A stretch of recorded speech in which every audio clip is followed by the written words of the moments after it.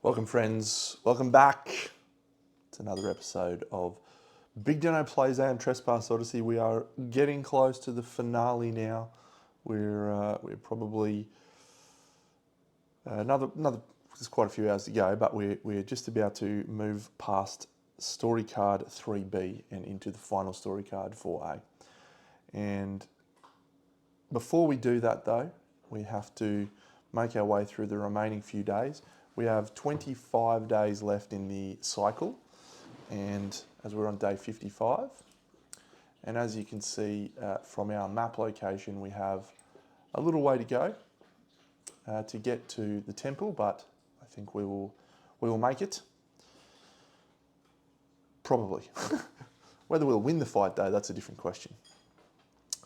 So let's just quickly nip over to our primordial Titan hunting legends, whatever they are.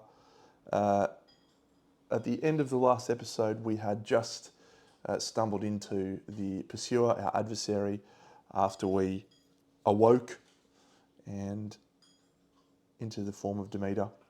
So we have a pursuer battle to do right now, and then we will move on to hopefully a very successful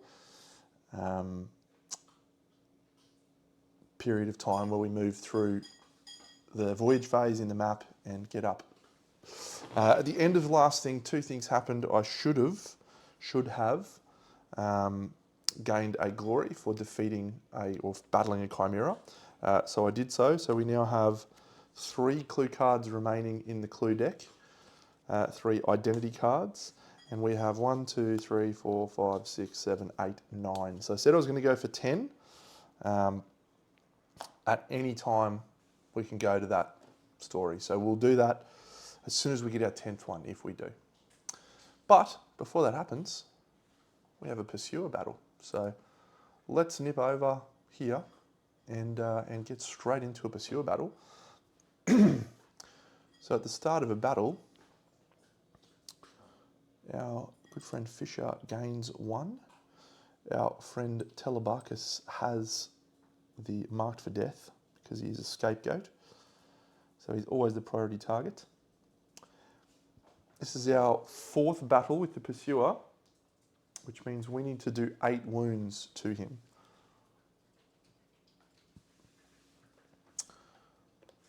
But as always, the pursuer goes first. He has toying still in play. I am not wearing the hat that allows us to get a dodge. So we'll just go straight onto this. Relentless Pursuit, the priority target. It is Telebarcus. 1, 2, 3. He will go there. 3 dice on a 9. 1, 2, 3. Because of toying. Each hit deals 2 danger, which will go down to 1. Gain 1 ambrosia token. Pushback 5. We don't love pushback 5. That's none, but we have the Temenos Scale Shield, so we can re-roll. That's still none. So 3 danger coming in. And we block 1 of those, so that's 2 danger. We do a minor trauma draw. Feign Death. Immediately chain break the primordial attack, gaining the knockdown standing up card. That is outstanding. No pushback. Just got to find me knockdown cards now. There it is. Boom.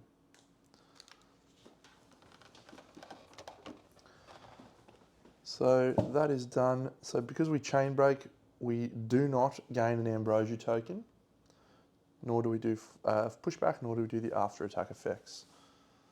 Pretty good indeed. So it's our turn. We don't do End of Hope at the end of the primordial round because of toying. So there is a blind spot. We need to do 8 wounds. So we want to start the train rolling as much as we possibly can. So I think we will actually go with the puzzle axe. let's go with the puzzle axe. So puzzle axe is over here. So we're 1 dice, we're hitting on a 1. We have all 5 of the labyrinth cards, so we are +1 precision, and we have auto break 2 if we are successful. So it's a total of 6 to hit. We roll a 1 because of masterwork. We get to re-roll that. We had a Cyclops help us out. We roll a 3, we miss.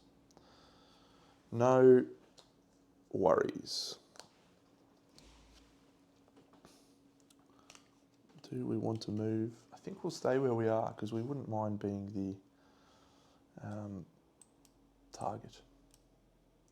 Cersei Guard cannot get in range. 1, 2, 3, 4, 5. So we'll go the Maze Runner. Oh, this is a bad start. I really need some weapons that have pluses to hit, actually. We might need to change up what we've got to get some more opening tokens. Geez, I miss my scythe. We'll go for this guy. 1, 2, 3, 4. And he's going to wield the Remembrance. This is a new weapon that we picked up.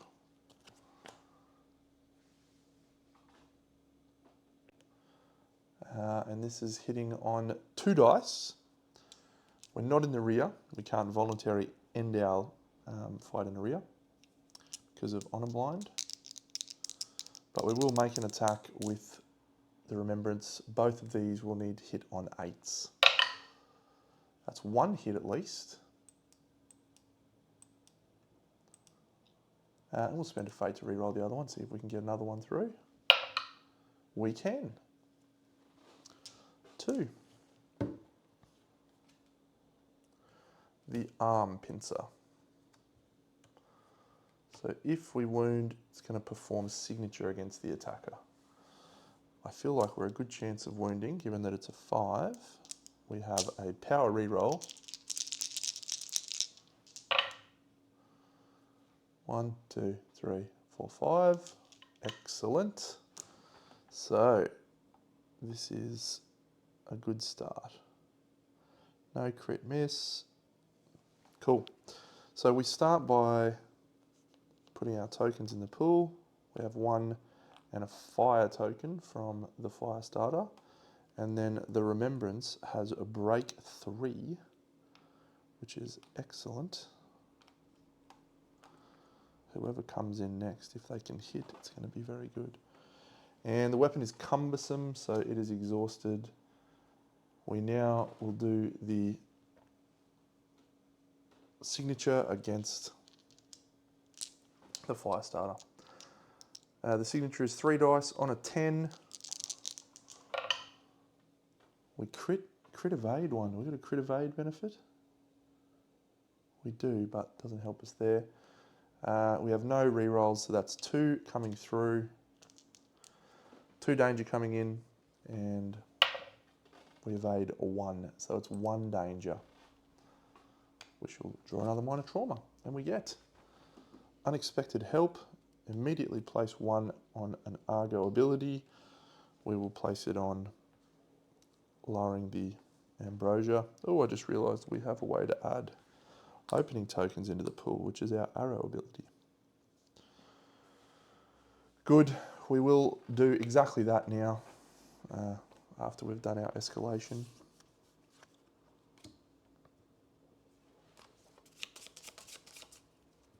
Ugh.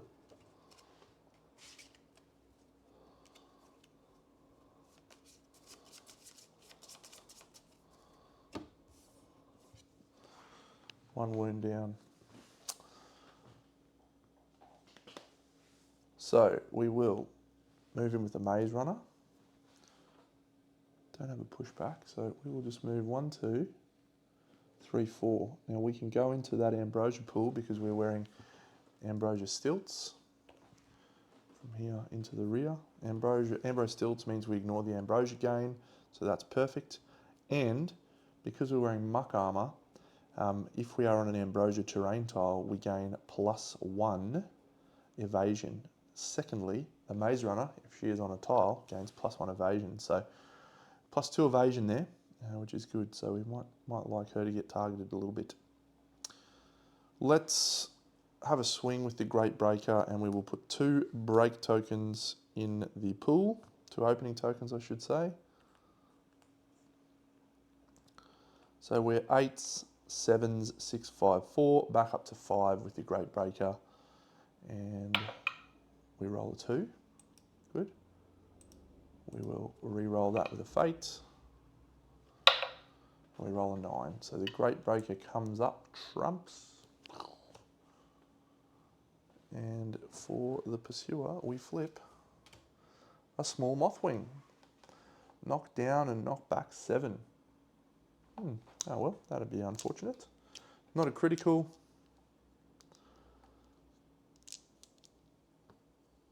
But we can daze. Easily gets the wound through. 1, 2, 3, 4, 5, and a million breaks. Now I have some excellent news.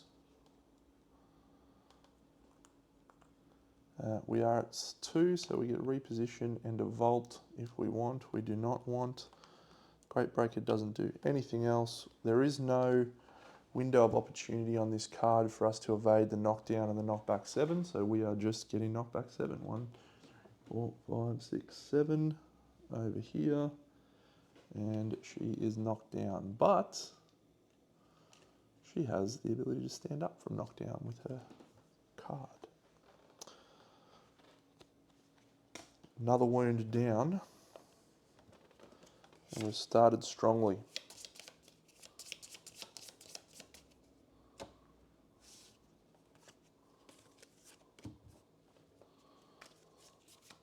Let's do the Pursuer. Damn. Logic Breaker.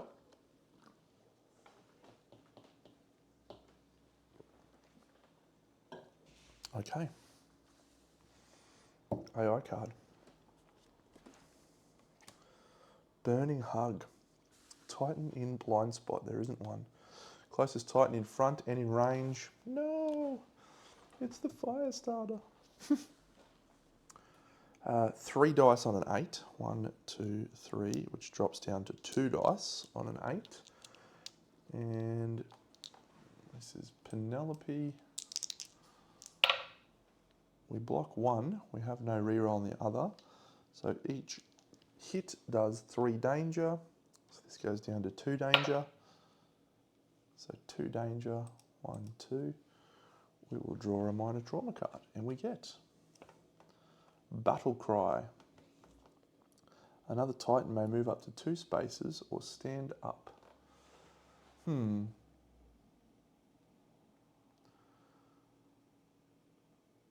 We'll stand up with the Maze Runner, I guess. There's no point anyone else moving. Then gain 2 Ambrosia tokens. We will lower that to 1. No, we won't. We will gain 2 Ambrosia tokens. And the reason why is because of this Muck Armor. So if we have a look at the Muck Armor card, if we have 2 Ambrosia tokens, our defense die becomes a black defense die. So that's pretty good. Pretty good.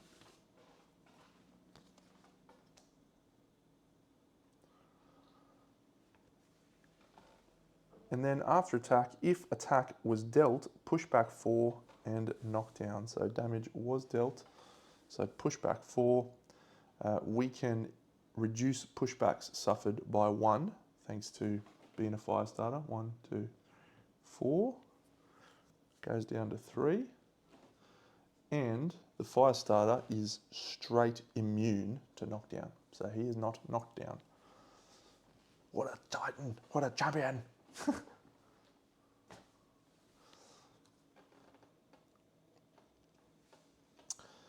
That's it. End of Titan turn. End of Primordial turn, I should say.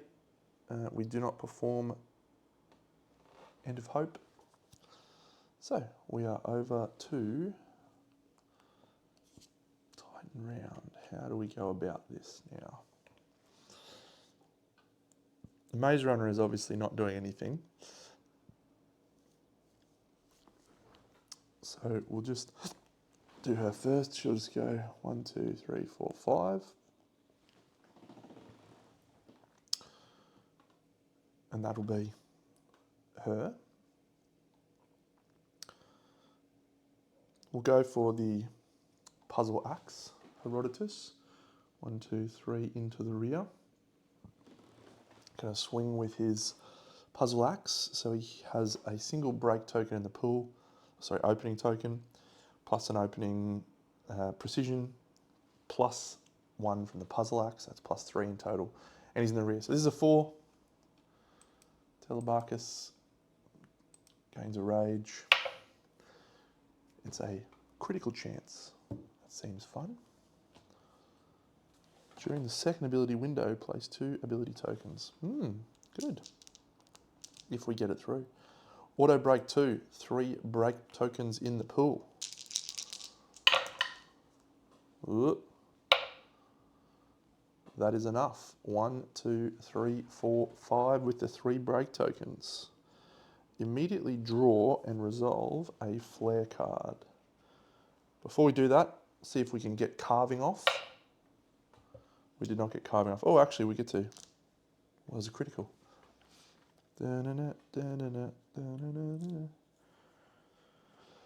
Okay, so he's on level 2. So this axe has an opening 1. He'll put 2 breaks, and then he'll put an opening and a break from the critical. Nice.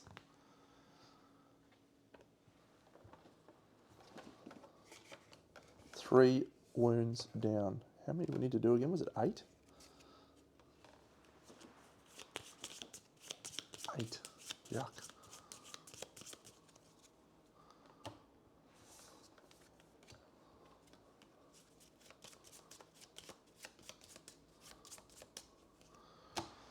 All right, the logic breaker gets to make an attack now.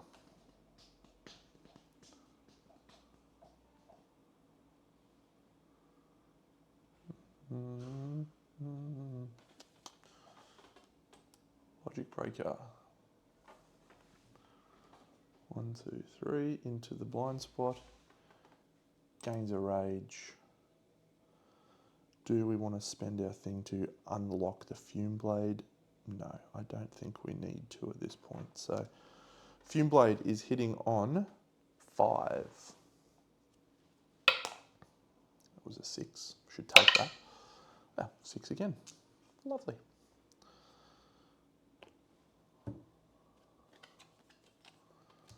Back ridges. Ooh, will be knocked down potentially. It's an 8. The Fume Blade is 1, 2, 3 reds plus a black. This is a chance. We've got 3 openings, 3 break tokens. And we've got auto break 1 from the logic breaker. So 8. Well, we've got 1, 2 there. 3, 4 there. If we, on level 1 for a logic breaker, we have a power reroll, and we will spend a power reroll from our Argo abilities to reroll these 2. Come on, big dice. Oh, we did it. That's good. 8. The logic breaker is now knocked down, but that is good indeed. We put a 3 into the deck.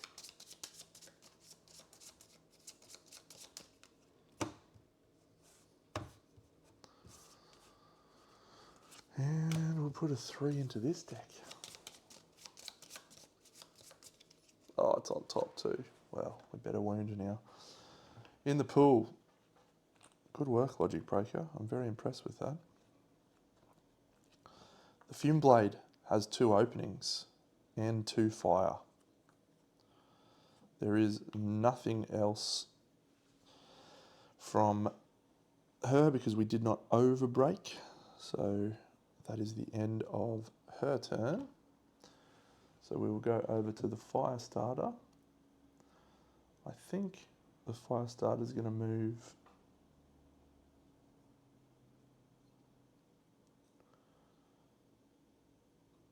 1, 2, 3, into the side as well. Now, if you have a look at the top down, we have a night to remember, unexhaust a gear card. So we will unexhaust this remembrance, which is nice.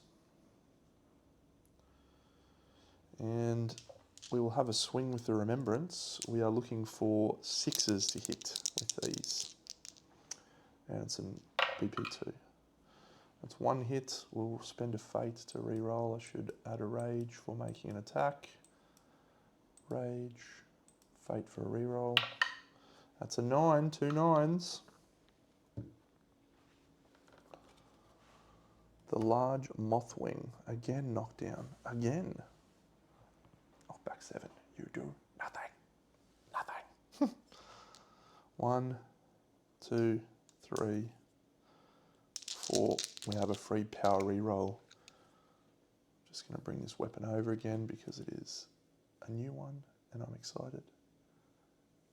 Even though bits of the horse are see-through.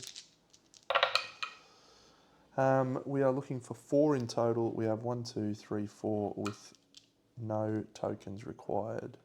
So again, that is now cumbersome. We are on level 2, so we are going to put an opening and a fire token into the pool. 1 fire token goes away at the end of the turn. 3 break tokens from the remembrance, and then at level 2 we will put an opening token. We then trigger knockdown, which is ignored, knockback 7, which goes down to knockback 6. 1, 2, 3, 4, 5, 6. Actually, it's the other way. 1, 2, 3, 4. Here. Done. Immune to knockdown though, which is awesome. Good work, Tubby McButterpants. So that's all of our Titans done. So we move back to the primordial round. We do need to do an escalation. It's another level 2. 5 wounds, and we're not in any danger at the moment. You change at the drop of a hat though, friends. Primordials, boom. Flurry of pincers, target zone 2. Interesting. Each hit deals 2 danger. Well, there is no ability for Herodotus to move away because he doesn't have an Iapetus, a lifesaver, equipped. So he's going to take it, and the logic breaker is knocked down, so can't use her pursuer imperative. So we will just have to take the hits. So first of all, on the Herodotus, no dodges. We have 2 rerolls with the scale shield. Still no dodges. Each hit deals 2 danger, so that's 4 danger coming in. Down to 3. And that will trigger a major trauma. Blood Rage, gain 1 fate and 2 rage. I'll take that. Knockback 7. And then after final attack, we're going to perform signature. So knockback 7. 1, 2, 3, 4. We crash into this. We are knocked down. We take another danger. There's a column here, so another danger for smashing into a column, and he is knocked down. He has the ability to stand up from that by discarding a card with Siren Survivor, so we will consider that. Next turn. Logic Breaker, exactly the same, rolling for evasion, no evasion. Crit miss, don't think that does anything on anything I've got, no. So that is 4 danger coming in. Abramat armor on... No, 2 danger coming in. Down to 1. Another minor trauma. Oh, I've gone too far. Battle Cry, another Titan may move. Is there 2 of those, or have I put that in the wrong spot? Yeah, I put that in the wrong spot. I already did that one. Thrown off balance. Exhaust all your exhaustible gear. That is a lot of gear. Exhaust, exhaust, exhaust. That's okay. We will then get knocked back 7. 1, 2, 3, 4, 5, 7. We're already knocked down, so we don't have any penalty there. We got thrown through an ambrosia pool. Did we gain an ambrosia? We did.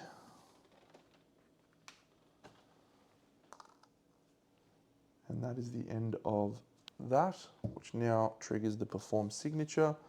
The closest Titan in sight and in range will be Herodotus again, because he's the priority target and it is a tie. I'm going to turn around to here like so. 3 dice. On a 10. Dodged 1. Reroll these. Dodge 2. It's 1 damage coming in. Does my Labyrinth Armor block it? It does. No danger. Because of Killjoy, I have to discard a gear card, so I will discard this Maze Shoot. That is the end of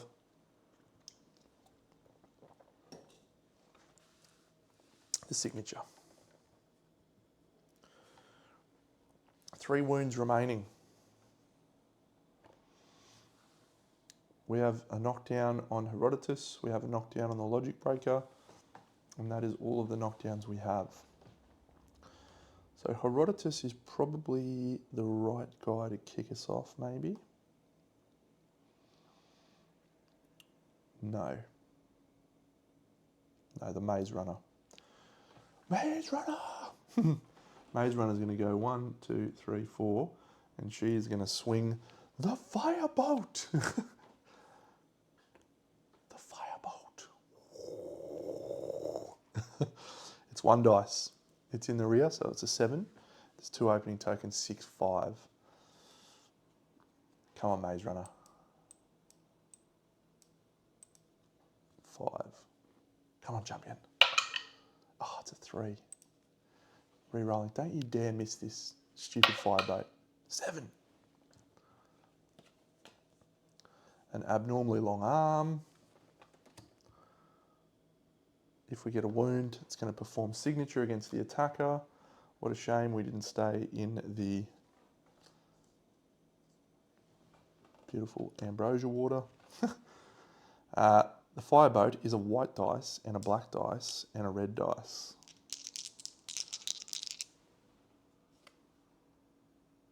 Overbreak 2 and fire 3. Seems fine. We needed a 4. We easily got a 4. We got overbreak. So, opening tokens go away. 1 fire token goes away. Then we put 3 fire tokens back in. Burn, baby, burn. And then we have overbreak 2. So we've got 6 in there. And then she can put 1. Oh, yes. Oh, no, she can't do vault. That's a shame. I was going to vault over the top into the pool, but that happens in the second ability window. Actually, that does happen, doesn't it? Yeah. And I'm going to vault. And reposition 1. Because, yeah, there's no knockdown. Yep, boom. How do you like that? How do you like that? Then the pursuer's going to swing with this bad boy, the signature. I better do the...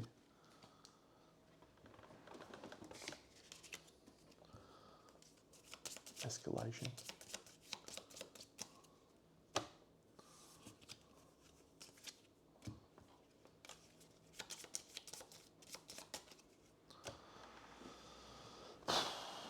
Cool. 3 dice. This is on a 10. Goes down to an 8 because she's on an ambrosia tile and she's on a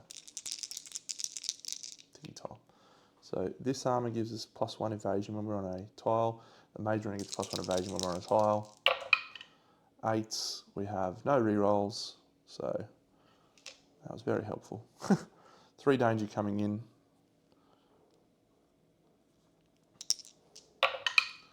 Which goes down to 2. 1, 2, that is still a minor trauma, even for the maze runner. Bloodlust, gain 1 and 1. And now, unfortunately, we trigger knockdown and knockback 7 to the right. Hits there, knockdown, wonderful. Gain a danger. And have a knockdown card.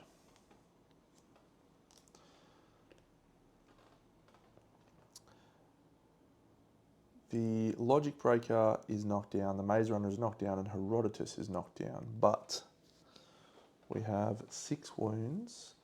We have the ability for the Logic Breaker to stand up nowhere. Herodotus can stand up whenever he wants. I don't think we can get...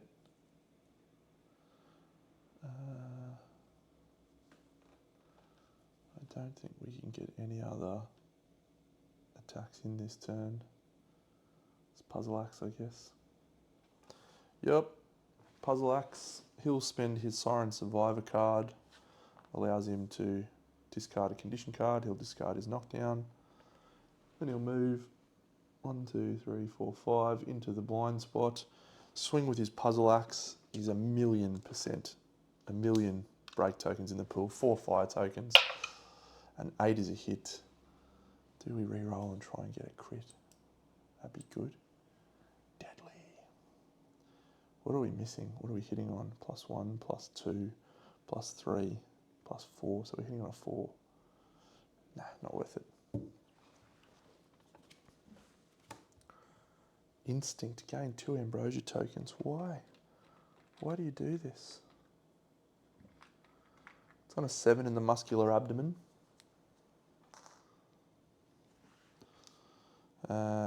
5 red dice.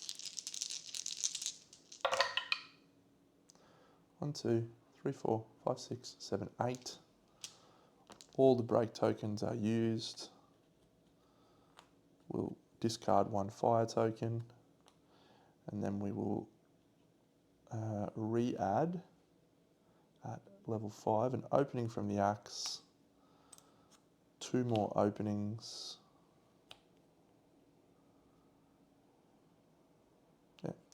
3 openings and a break. Good. Good work, Puzzle Axe. 1 wound to go. 1, 2, 3, 4. Logic Breaker flips the card. That is the end of our turn. We just have to do this escalation now. It's a 3 coming in. How many wounds this guy got? 10. We might try to kill him actually. Depending on how this one goes, might be time to kill him. It's his turn. Ambrosia Spurt. Target the furthest Titan in range. That's the Logic Breaker. Great. Move and attack.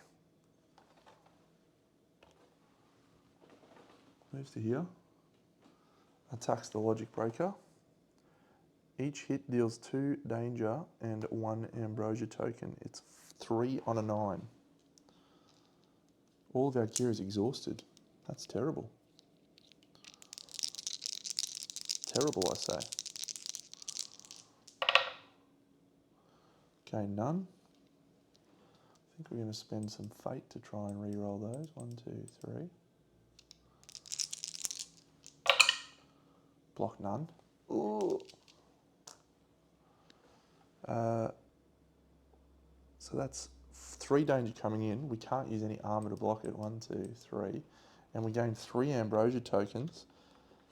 That is not enough to kill it. Actually, we'll reduce it to 1 using the ambrosia containment. Would have been close to killing it. She would have only had 1 more. And place an ambrosia pool tile in the zone afterwards. That's pretty cool.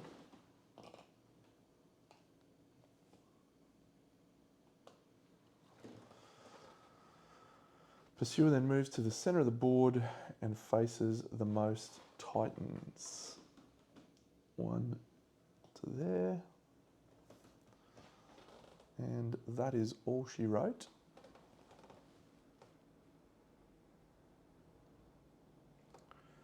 Ambrosia Spurt. Okay. Let's think.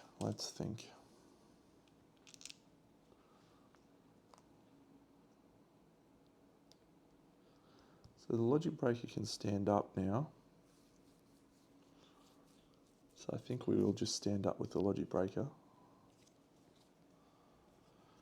and move.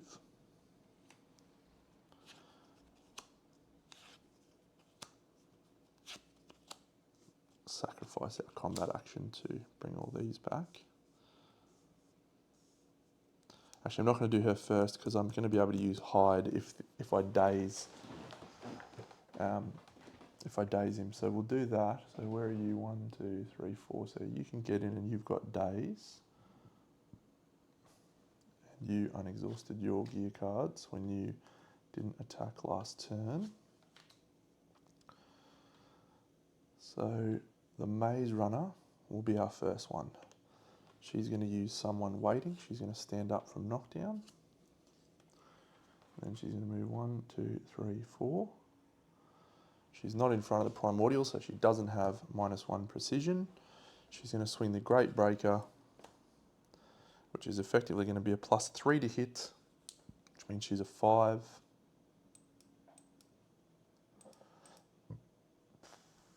Come on, Maze Runner.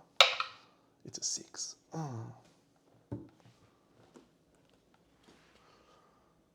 The Crooked Head. Draw and resolve an AI card. You suck, guy.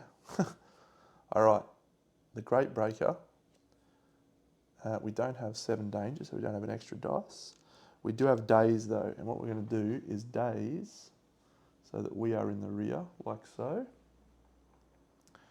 And that means we will be able to hide with the logic breaker, potentially. We are 5 rage, so we are 1 red, 2 red, 1 black, 1 black. Plenty of tokens in the pool, but we need a 9.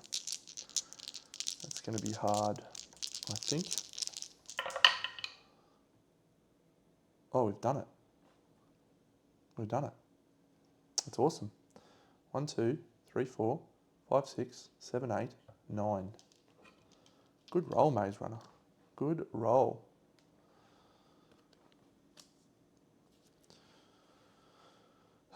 So that is immediately draw and resolve an AI card. So we complete the pool. So we have to use all 3 fire tokens for that, and the break token, and all the opening tokens. And then the Maze Runner has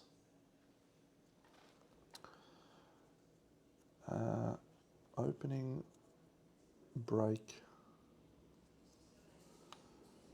reposition, opening, break. So she's going to move, or vault rather, and she's going to move into the pool. So she's going to get an armor buff there.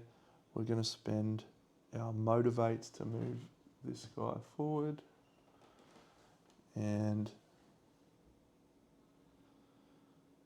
got more repositions and another motivate, but we don't need that. So that's the end of the Maze Runner's attack. That was an AI 3, and so because of that, we grab a 1 out of here, which is this one. That goes away. We add another 3 in. We shuffle these. We place that on the bottom. We added 2 wounds. 1, 2, 3, 4, 5, 6, 7, 8, 9. We kill him with another wound.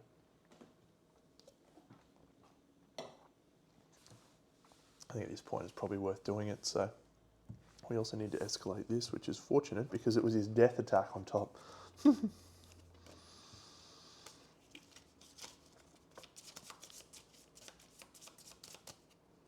Alright, draw and resolve an AI card. Ambrosia Spurt, furthest Titan. It's the logic breaker again. Leave Brittany alone. Oh no, furthest Titan in front. Okay, that is actually the fire starter.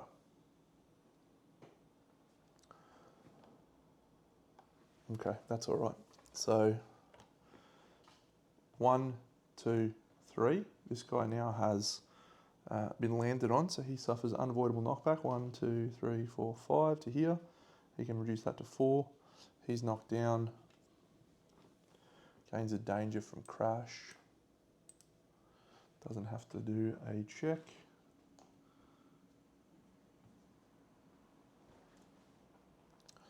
And it's just going to attack the fire starter.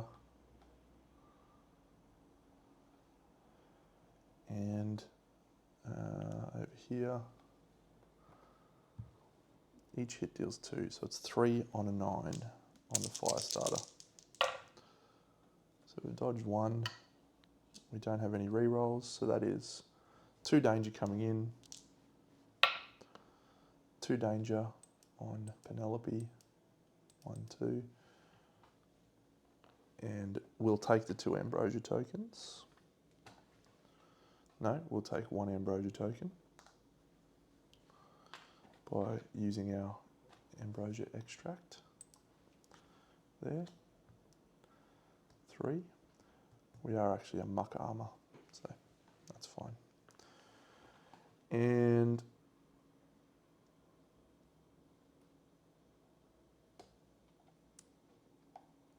we will place an ambrosia pool there, which means we remove 1 from the board because there's only 5 of them.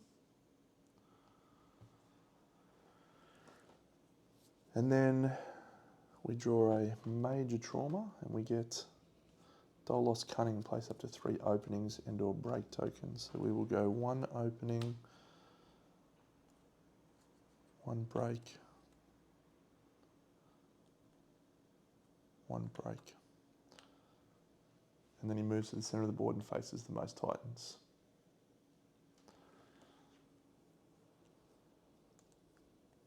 Logic Breaker goes, stands up, spends an ambrosia to hide, moves 1, 2, 3, 4, 5. Gain a ambrosia token on a 6. Does not gain an ambrosia token. All right, we have 1 wound to go. The Remembrance has an evolving ability. So let's discuss evolving. I don't think we've had an opportunity to talk about that. Evolving weapons can improve over time if you successfully achieve their evolution conditions. Deal the wound, slays a primordial 3 times. Here is our first opportunity to do that. Penelope can walk forward, hit with the Remembrance on an AI3, a BP3 I should say. We're going to have plenty of power rerolls available. It's our best shot, but we don't have any way of increasing the rage of Penelope. So we're going to try it though. Let's have a look. 1, 2, 3, 4. We will see if we gain an ambrosia token. We do. That is our 4th and our last ambrosia token that we can afford to take.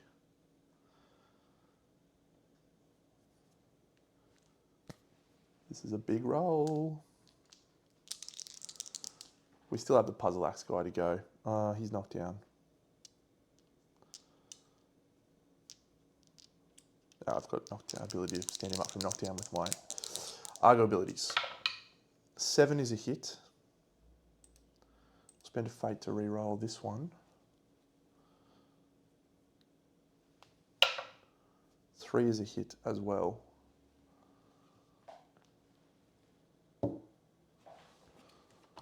there's 4 opening tokens. The Nerve Flight Center. It's an 8 in total. 2 blacks, 2 reds, 4 break tokens, power re-rolls galore. Come on, champion. Gets it done. There is 1, 2, 3, 4, 5, 6, 7, 8. The Pursuer has been slain. Actually slain. That's good.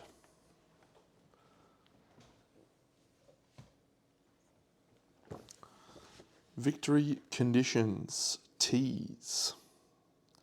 Kill the Pursuer. We gain a Sisyphus tier the first time we win. Don't think we need too many of those. Done. Black Blood Cryptex. If E1 is marked, E1 is not marked. Lucid Dream, we add a Dream of Pharos to the timeline here.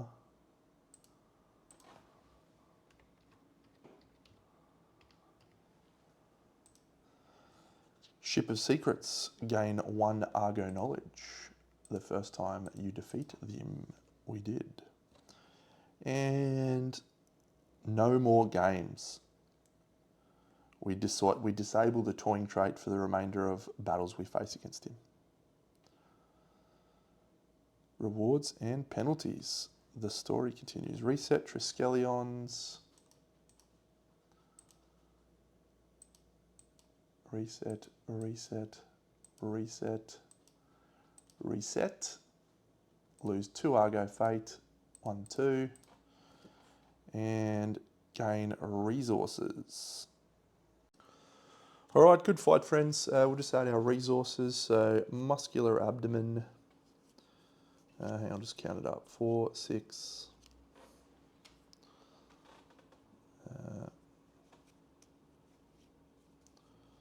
Doing this in a very difficult way for some reason. 6 powdered matter, 8, 10 powdered matter, 14 powdered matter, and 2, 4, 6, 8. So 14 powdered matter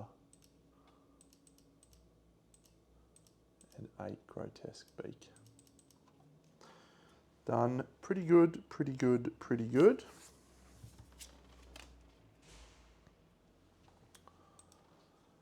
We'll go back over the timeline. So I did pick up a story, Inwards Odyssey. So I'm just going to read that now and see if there's anything of benefit for me. Ooh.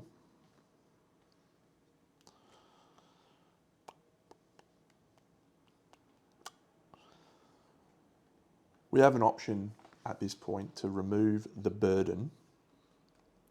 Sorry, remove the Pursuer from the storyline and replace it with the burden. And we will do so, actually. We will do so. Purely because we can. We gain the Pursuer Ultimatum gear card.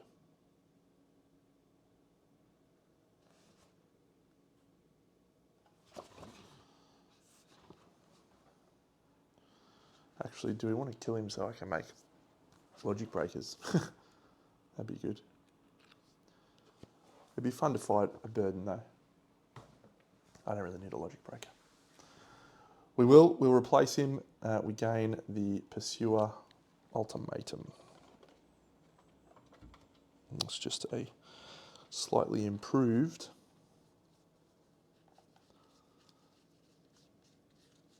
Pursuer card.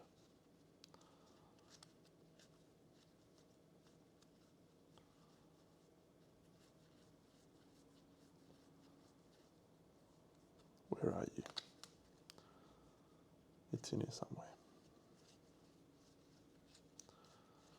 Actually, it might be in the might be in another one. All right. I think it's in just the normal level 2 things, maybe. I'll find it soon. Okay. We did add to our projects already the live study for the Cyclonus, or the Chimera rather, which allows us to make some cool weapons. We aren't going to make any of them yet because I want to try and save up for a little bit. So that's the story phase, that's the combat phase. We're back to the exploration. So if we go to our map here,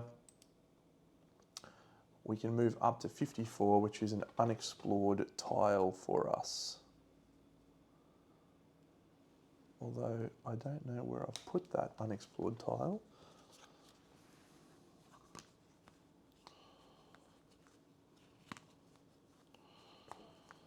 My 50 stack is gone.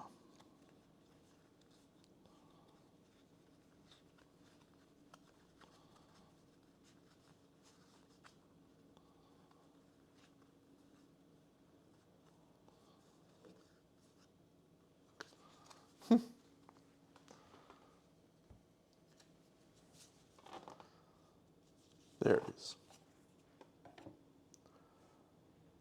All right, we have not been here, but we do have the ability to ignore the sluice gate rules. We do not have the ability, however, to lose a doom, or not gain a doom rather.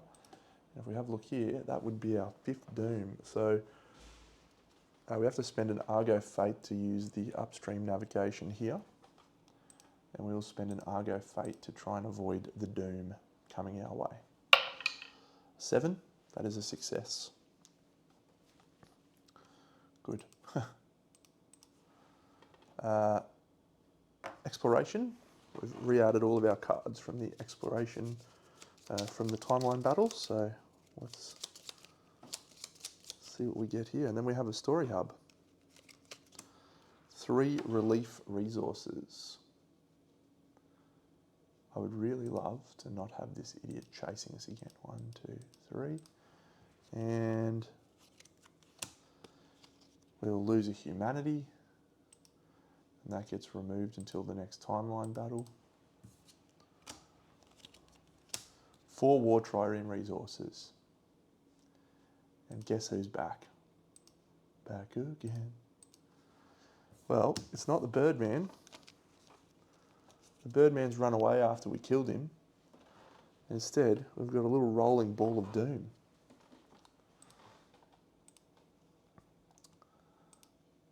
So we will put the rolling ball of doom, 1, 2, 3, 4, as far away from us as we can. All right.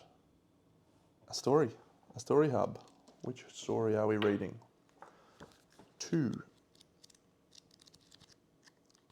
Hopefully it's the Parable of the Butterfly again. That'd be good. Nope, it is Misery Industry. Have we done? We have another Misery Industry. Really love to re-roll that, but it's an Ambrosia Elephant on the next thing. 7 on Misery Industry.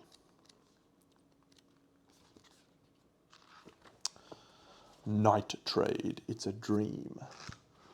So who has dreams? A night to remember is a dream.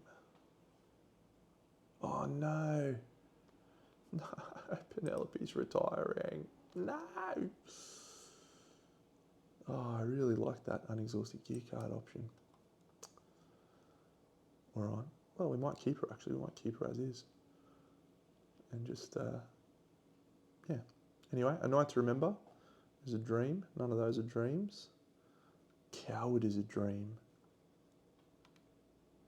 Oh, yes. That is great news.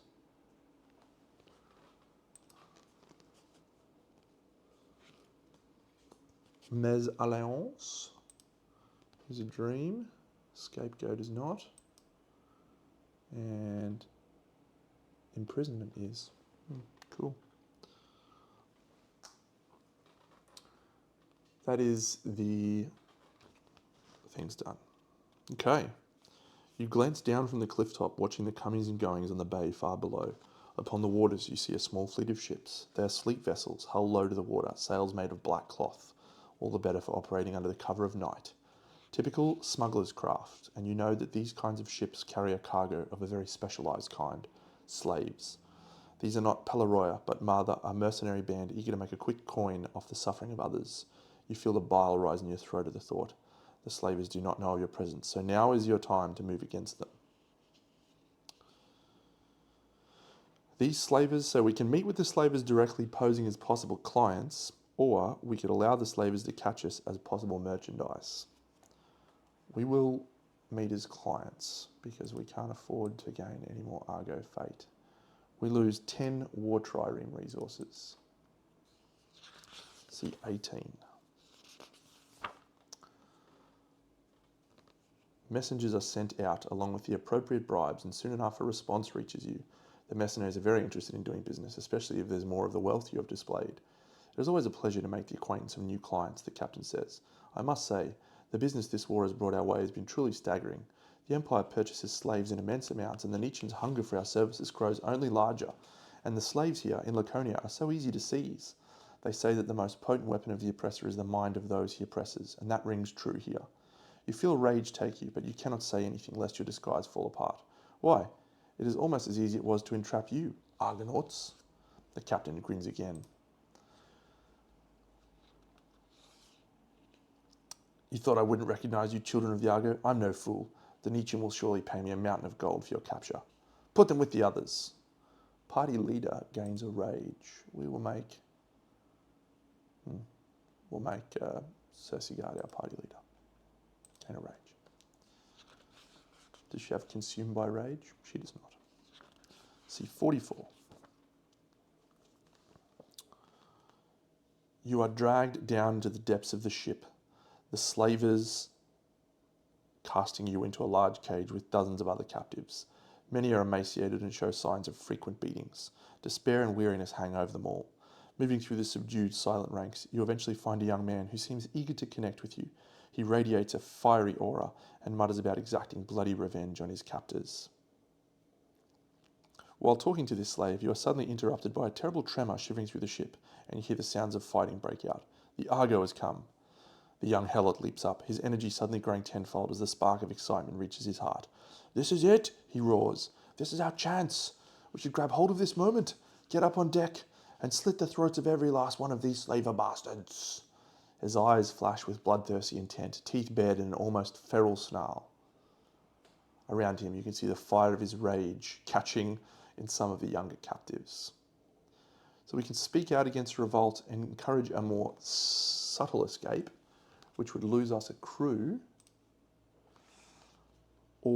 and gain a diplomacy from the helots, or we could lose a humanity, gain a glory, which would be the last glory we need.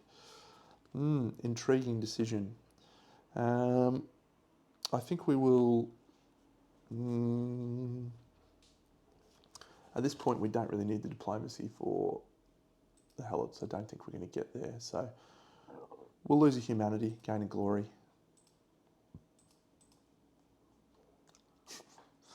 Which means we gain another one of these. I'll shuffle these, but don't think it matters too much. We gain blue clue. 2 red clues left. But that'll do. We'll do with what we've got. Gain a glory. C20. Is that right? No. C22. 22.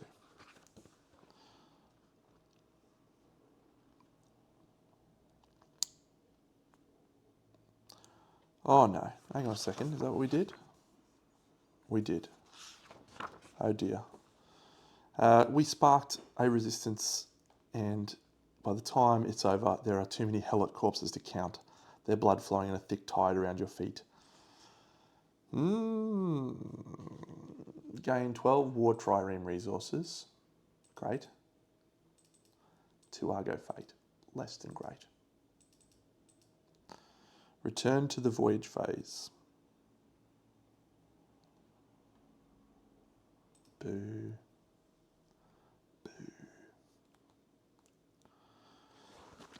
Alright, So we have marked our timeline now. We've done our adventure hub. Let's go and have a look where we're at. So we've got 3 Argo Fate, this map here. This tile 40 is another one we haven't explored. So we might just hold off on the on doing the story phase. Let's do a little bit more exploring first. So we'll go up to 47. And 47 is an explored location.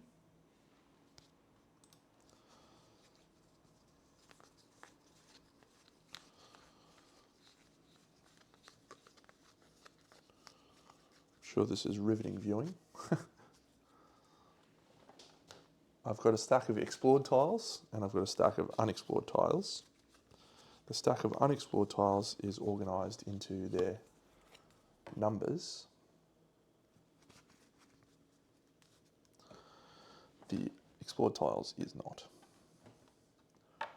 All right, we move forward onto this tile. It's an explored one, so we do have an opportunity to spend an Argo Fate to gain a glory.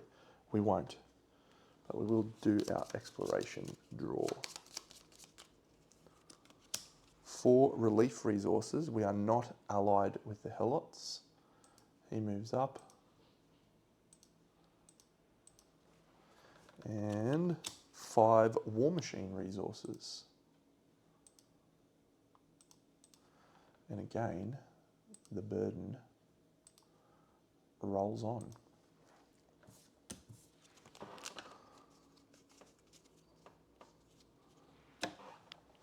Mark the timeline. We have a structural research and a dream of Pharos. So let's do the structural research. I think we are going to use this sluice gate. Yep. We'll grab that. We're going to need that. It's a secret card. It's called the Second Cataract Fortification Line. And I have no idea where that card is. It's somewhere in here. Okay, I found it. It's here. Second Cataract Fortification Line. Don't know what we use that for yet. Back to the timeline. We're going to do another step up. This is 40. This is a location that we have not visited yet. We have flipped it over. Oh no, we have flipped it over, so it's in my pile. But we use the engine nymph to run past and just scoot on by. So there is no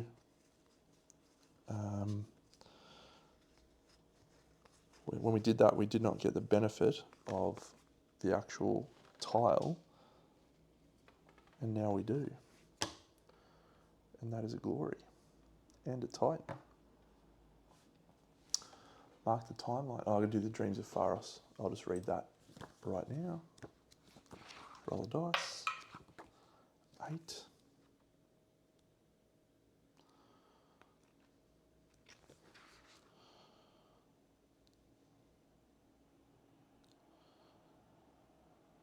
Cool. I'm not going to bother doing that Pharos delve.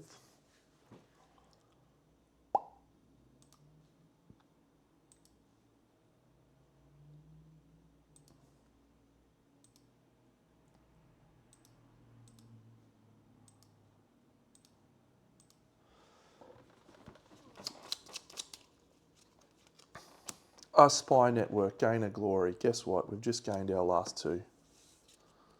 Well, now's the time. Now's the time, friends. We have every available identity card ready for an exciting story phase.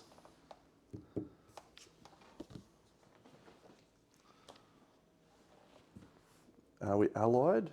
No, we are not allied with the Simki or the Helots.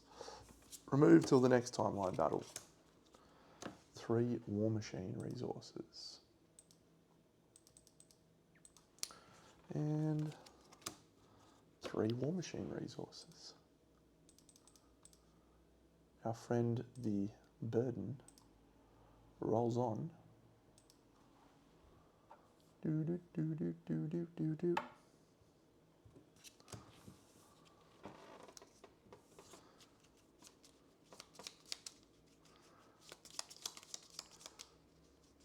We gain a Titan.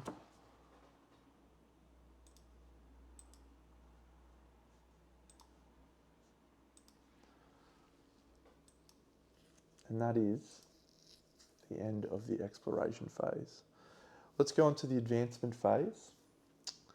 I do need to, I need to do the story phase for Penelope because she's about to retire. When you complete a card, a Nemos card, you generally are presented with an option to retire your Titan, or you retire your Argonaut, or to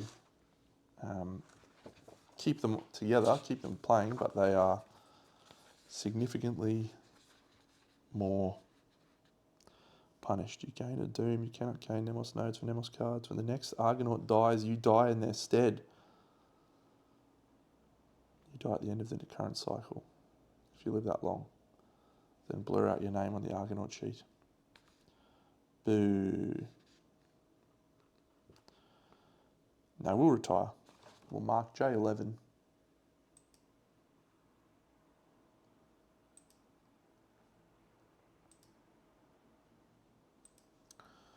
Gain an Inwards Odyssey Argo knowledge. And retire your Argonaut. Penelope retires. No, you have retired.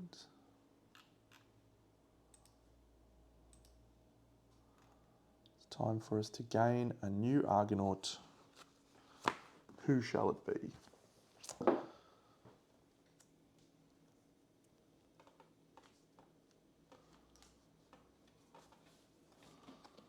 That's a great question. I think we have in our Nemos vault another level 1, but the other thing that happens is you do get level 2 ones back, so we might take Spewed from the Abyss actually back.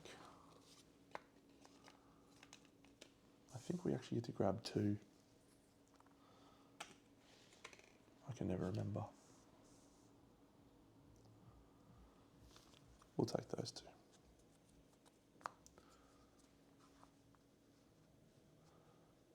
Argonauts.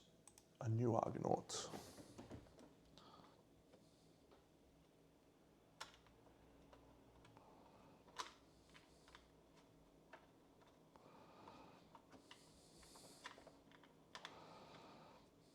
And it will be Heraclides, which coincidentally is the name of the pledge.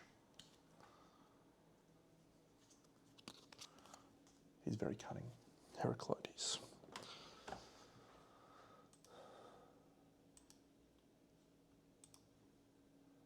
And he will gain Spewed by the Abyss and cast off.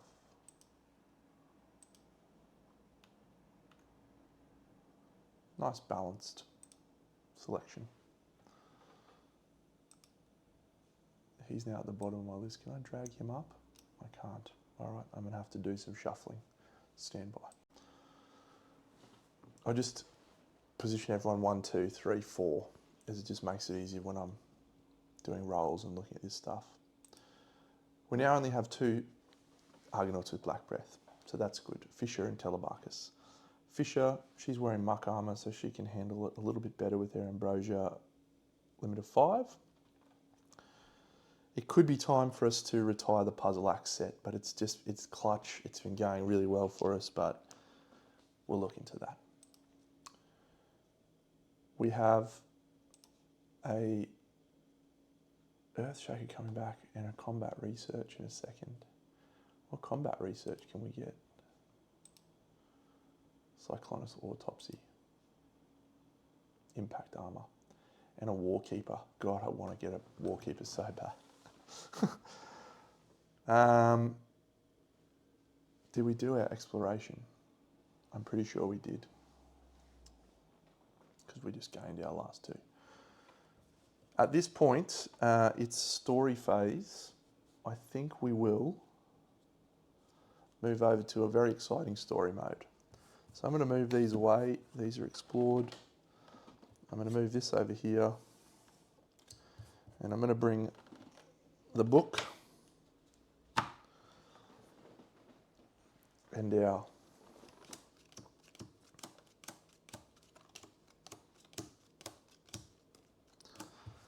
these are all of our identities that we have. So you can see we've got military clearance, black industries clearance, security, administrative,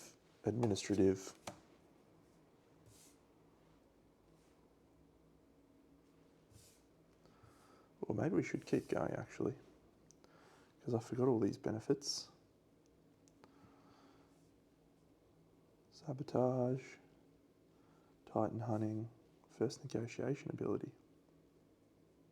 Oh, we had +1 from that. We use these identities in the next story. And we are going to trigger that right now. Okay, let's go.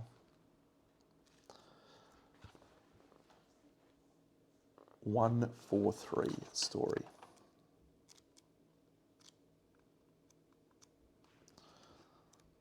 This is an exciting story.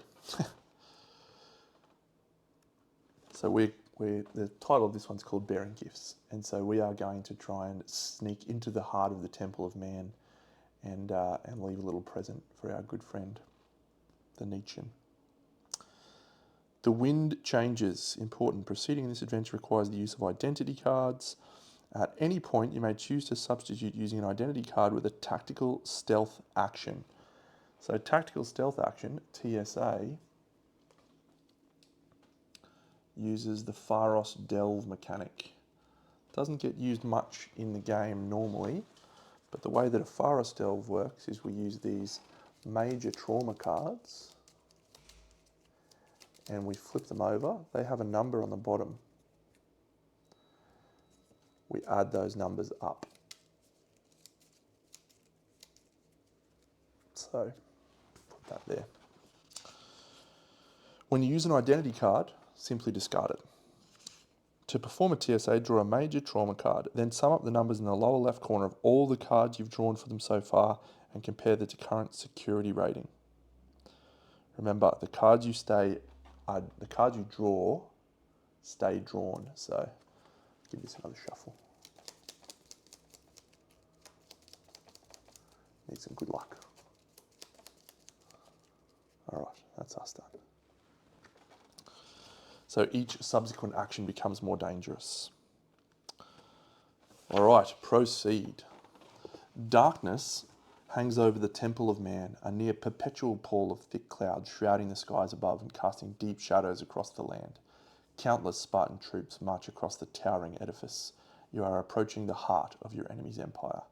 You slip on the metonym masks, the sinister transformation seemingly altering not just your facial features, but your very bodies, stretching and twisting them in unexpected ways until they are indistinguishable from the individuals you will be impersonating.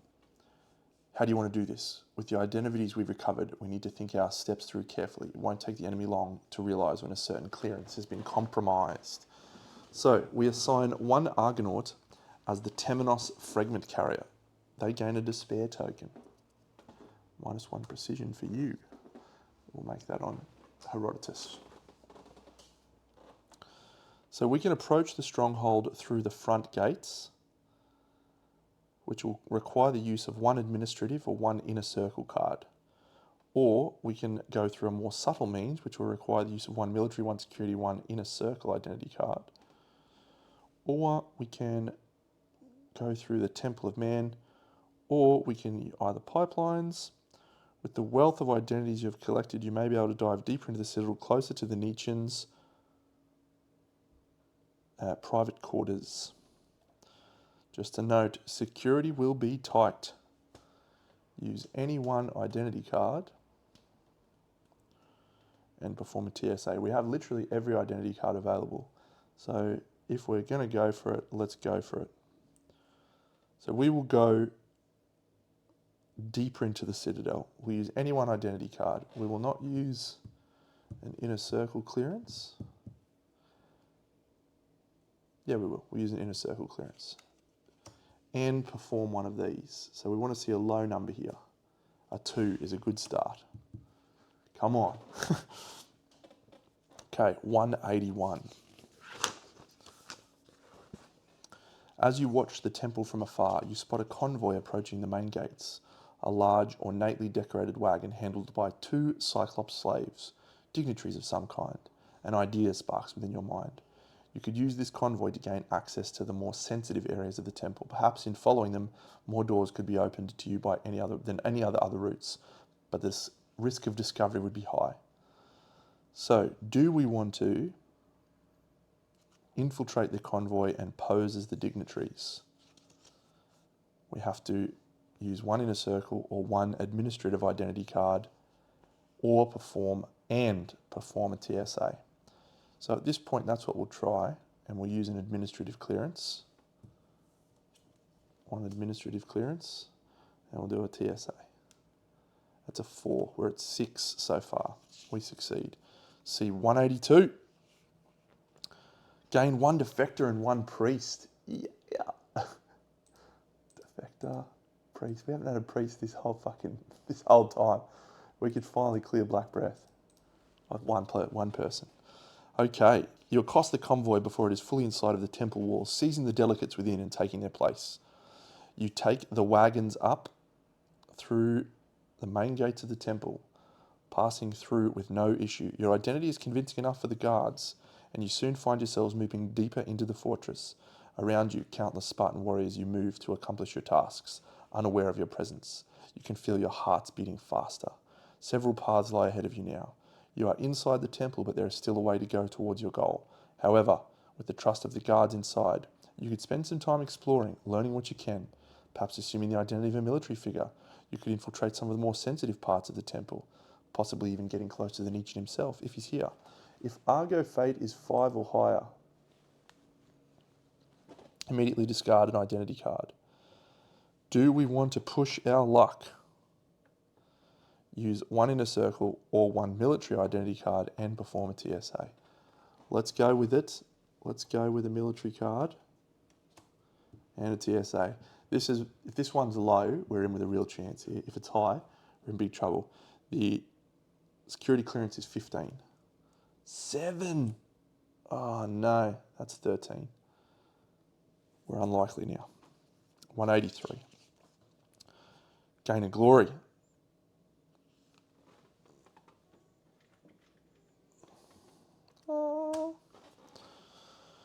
We're able to observe much. The temple building, it's looming above you, drawing ever closer. Ahead of you, a pair of heavy doors stand imposingly tall. Yep, we are in big trouble now.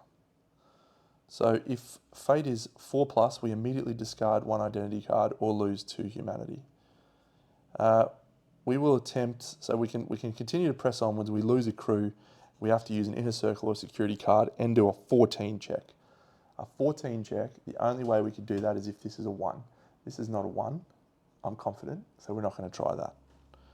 So instead, we will infiltrate the temple via the main doors, and we will use an administrative clearance. Do we have administrative? Yeah, 1 administrative clearance. 185.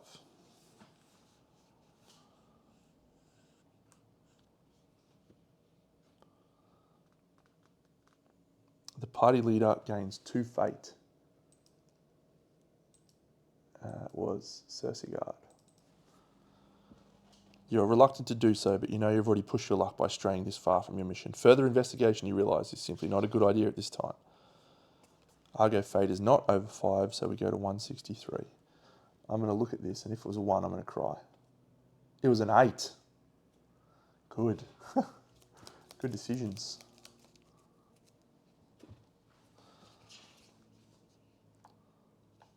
So if Argo Fate is 5 or more, let's see, 163.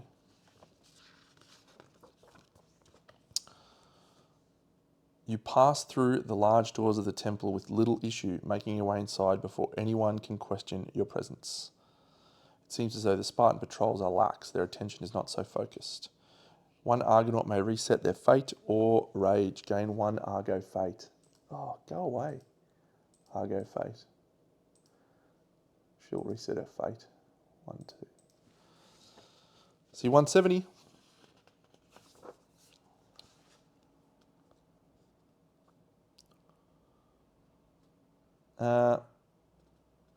So, you move deeper in the temple where another gauntlet awaits, a series of heavily patrolled corridors.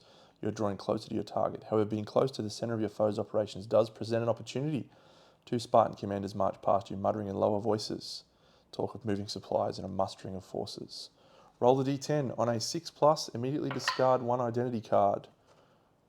We immediately discard an identity card. We'll make it the Black Industries clearance.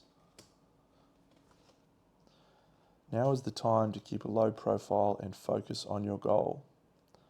We can proceed directly to the inner chambers of the temple, or we could gain 2 Argo Fate, use an inner circle and go, ooh.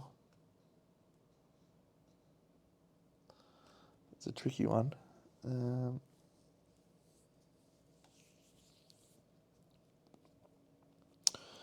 we'll stick with our mission.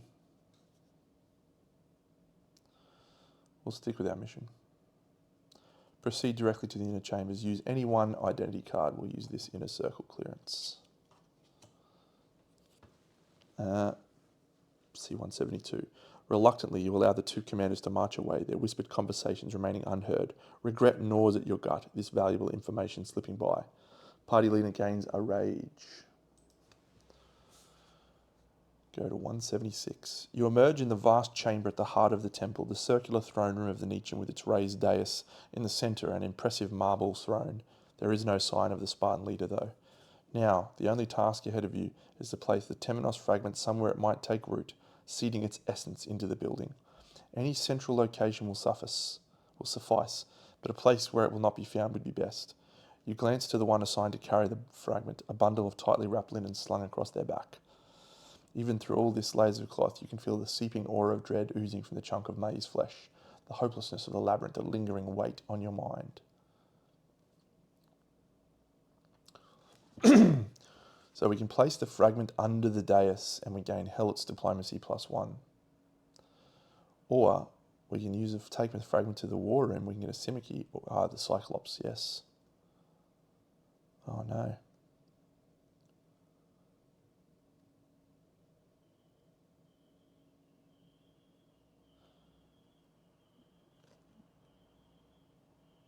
Alright, here's what we're going to do. We are going to hide the fragment beneath the altar of the cult of man. We use 1 identity card and perform a TSA SR11. That fails. We can use 2 additional security or 2 additional inner circle identity cards to use SR17 instead. And we gain 2 diplomacy with any faction. So this is it. This is the last flip. We are needing a 4 or less. 7. What did we have to do if we failed? 193 or something.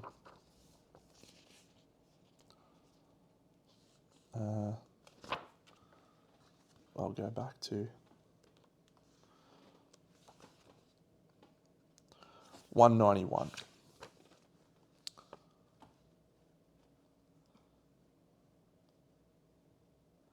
Gain 2 Doom, mark I-10 and see 190. Do I still get that? 2 stuff. 18, 19, 20.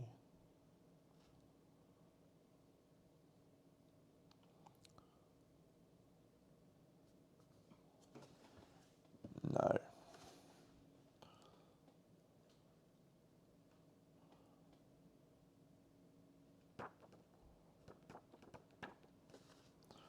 Let's read that again.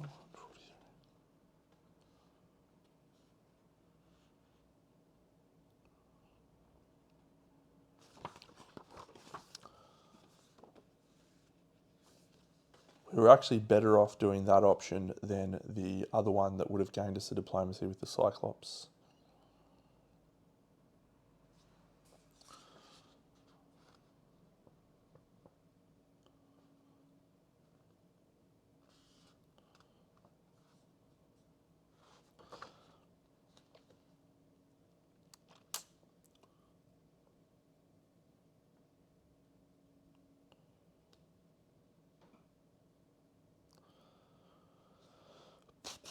We gain 2 Doom. We mark I-10. That's a shame. I felt like we were in pretty good shape there, but...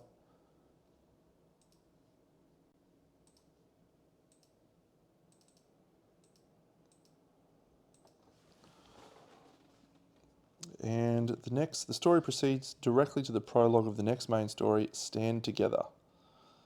See 194.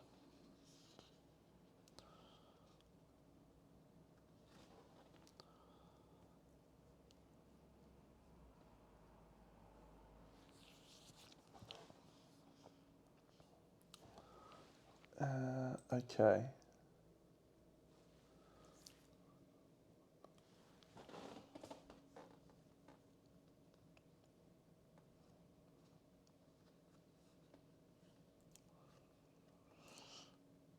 So this is a fairly involved story, but we will proceed with it very shortly. I just want to clean all this stuff up first. Damn, I'm disappointed about that. We would have gained 2 diplomacy with the Cyclops. Which would have given us a Cyclops weapon.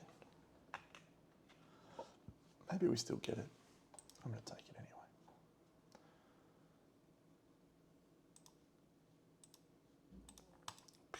See, 373.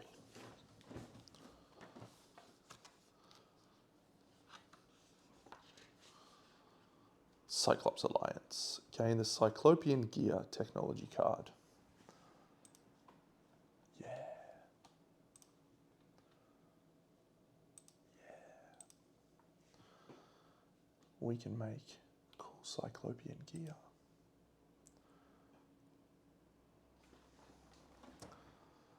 Leads to Cyclopean Advanced Gear. Anyway. Oof, man, I'm really upset. I'm really upset. I was hoping we would be able to put it in the Temple of Man. Doesn't really matter too much, I guess.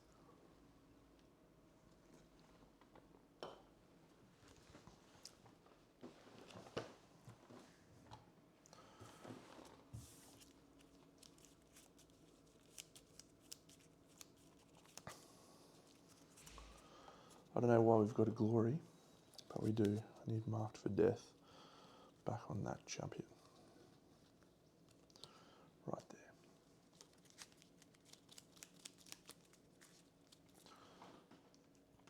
there. Major trauma, done.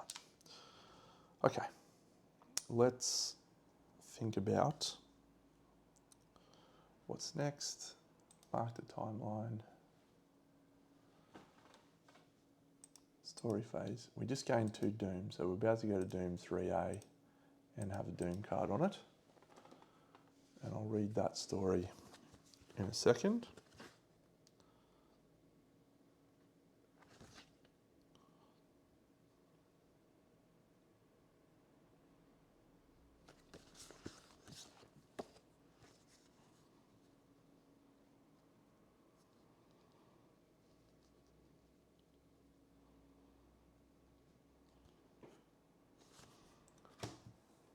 That seems bad, but the story seems good.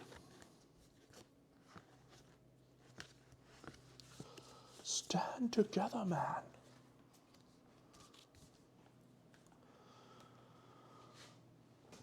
Alrighty, 194.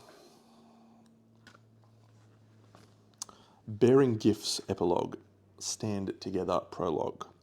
Faint winds whip across the Acropolis deck of the Argo, sluggish eddies in the air carrying with them the choking smog and fumes of the Laconian uplands. Beneath you, the umbral fields of the Empire spew vast amounts of black detritus into the sky, whilst its inner reaches toil tirelessly to fuel his immense war machine.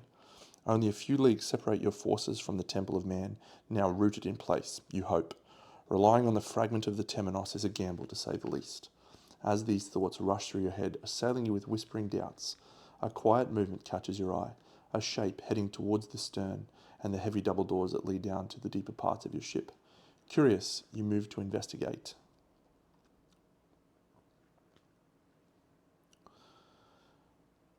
If 09 is not marked, but P4 is, see 196. Following the figure down into the Balanaean chamber, you find the scarred veteran standing over the rippling pool and gazing down with a fiercely focused expression. He is so absorbed in staring at the emerald fluid that he does not respond to your approach, but when you subtly try to clear your throat, he flinches, pausing halfway through towards reaching for the sword at his hip. Argonauts, is everything all right? I'm not sure. He continues to stare at the emerald fluid. His curious hand reaches out, and before you think about stopping him, his outstretched palm touches the surface. The reaction is almost immediate, as if a bolt of lightning from Zeus had struck him.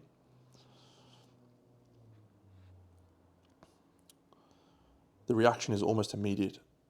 his spine stiffens and his eyes wide open, a violet jolt tearing through his weathered frame. He staggers back, gasping for breath. Then, while you're still trying to comprehend what has just happened, he takes off, running out of the chamber. You give chase, worried for your grizzled ally, and follow his trail back towards the Titan stower.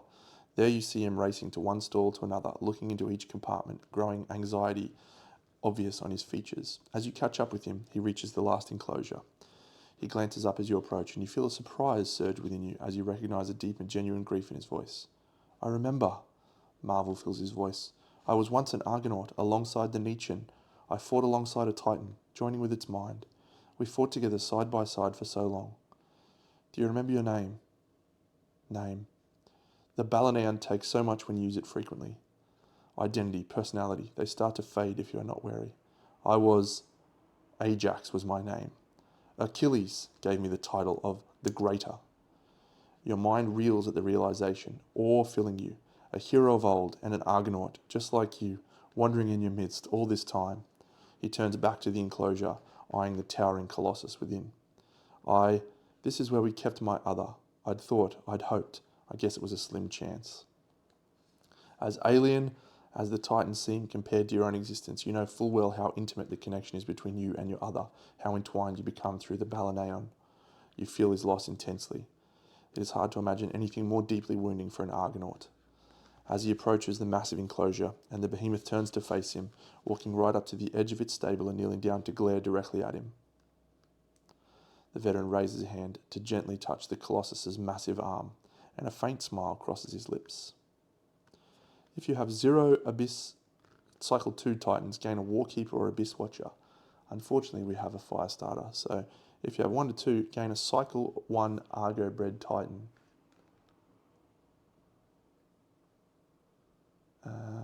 Does that mean I can make a Logic Breaker? It is a Cycle 1 Argo-bred Titan. Doesn't say that we have to... I'm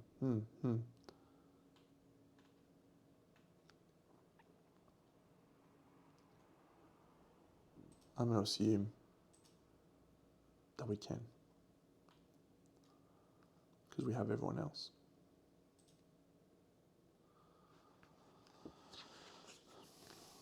See, 200. A few days later, you gather in the bridge Tholos. Everyone of note is there. Ancus and his fellow Helot leaders from all across Laconia, convening for the very first time.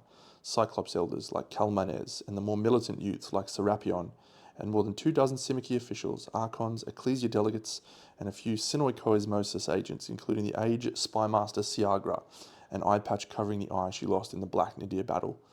You have seeded the Temenos fragment in the Temple of Man, and Alcibiades, having taken measurements from Ariadne's anchor, is certain it has taken root.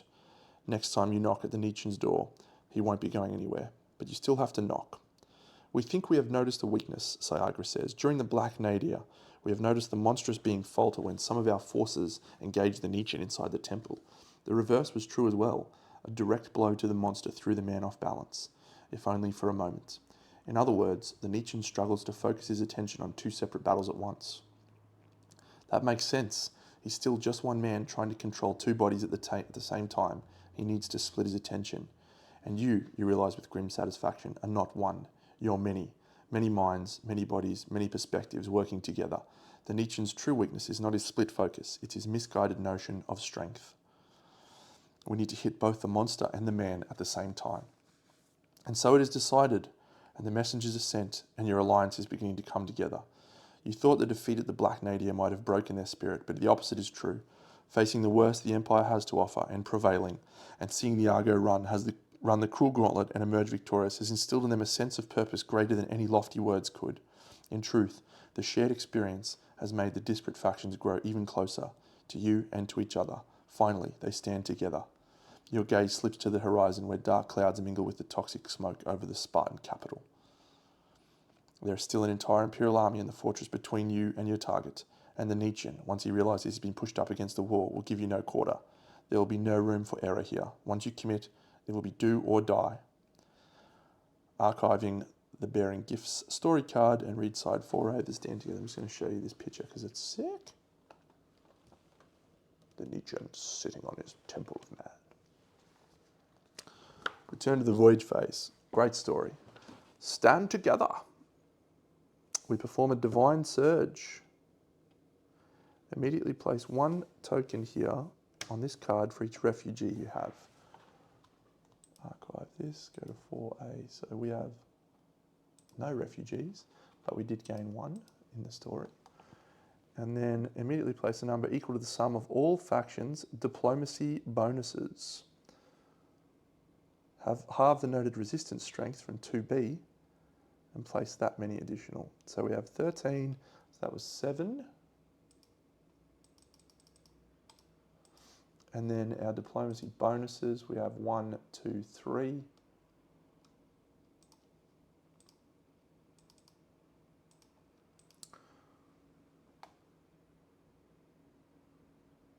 When there are at least 10 or more and the Argo is on the Temple of Man tile, you may initiate the siege of the Temple of Man and say 201.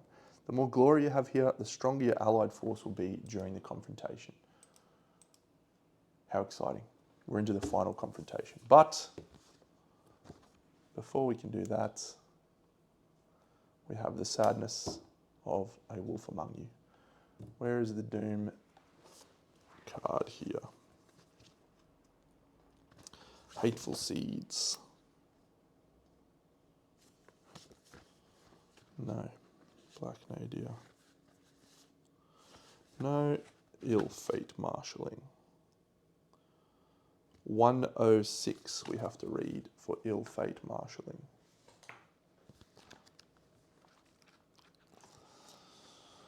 .106.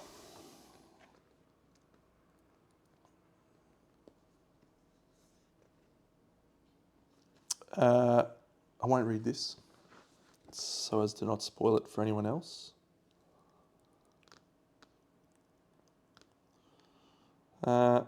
We will gain danger.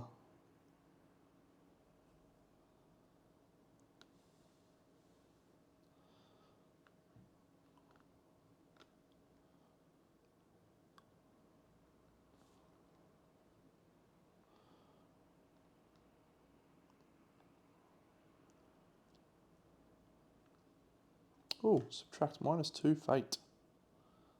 I go fate, we'll take that. We gain a refugees.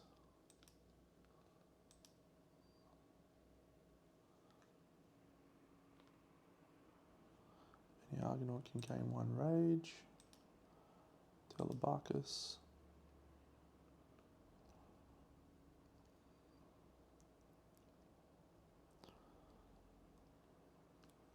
If you believe the Nietzschean or humanity is -15 or worse, lose -1 humanity. Oh dear. We're skirting the very thin edge of our humanity here, friends. It's not ideal.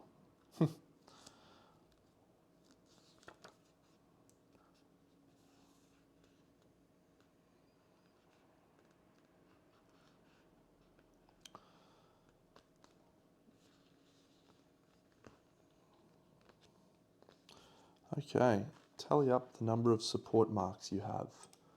Have we finished the Consider the Ant Hub? I do not believe that we have. Wrong section. Come on, Deno, get it together. Adventures. Consider the Ant, no. From the Ashes, no. Intended Purpose, yes. Scene 118. Gain 2 support marks. I'll mark these here.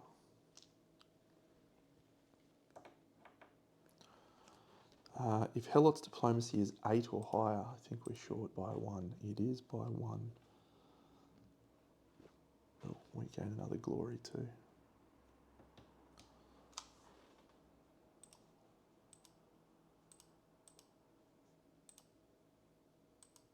Can't track the progress beyond 10.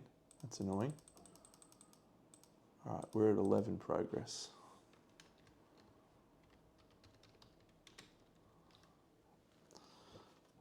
If B9 is marked, choice matrix. B9 is marked, C122. Gain 2 support marks. This is a cool story. I don't want to spoil this for you, but it's a mad story. D2, no. D4, no. D5, no. K6 is marked, 126. 2 support marks, 6.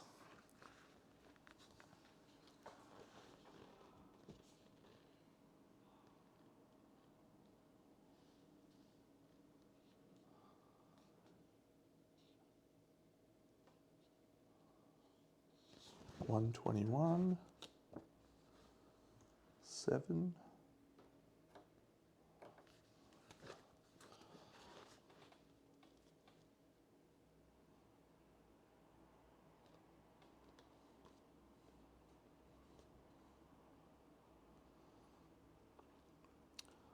So all of the above, place 2 opening tokens and 2 break tokens in the pool to start the next battle.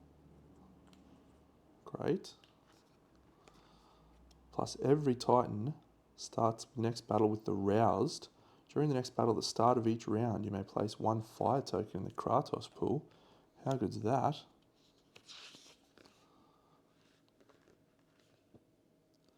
Wow, that'd be sick if we got to 10. 127. And we shall have a battle against the Nietzschean. Paragraph 40. All right, we're fighting against the Nietzschean and everyone is roused. It's exciting. I'm going to set it up. It's set up. Took a bit of time to review this situation. So everyone's got roused, which is nice. I've switched in a couple of Achillean Hectors and maze shoots to hopefully try and avoid falling down into the pools of chasmness. And we'll see if we can get through this battle. We need to, so we'll just mark the evolution track. We're on our 4th fight with the Nietzschean. We need to perform an attack that deals an 11 total power. I don't know that we have anything other than the Fume Blade that's going to get that done. But we'll do our best. We now have a burden and he's back down to 1. Suck shit burden. We'll kick it off. We always start with lot of the week. We do an escalate 1. And a random Titan is going to suffer the wrath and be enraged by the Nietzschean. Reroll. Reroll. 6. Cersei card. Do we just try and like absolutely go ham and get in there early?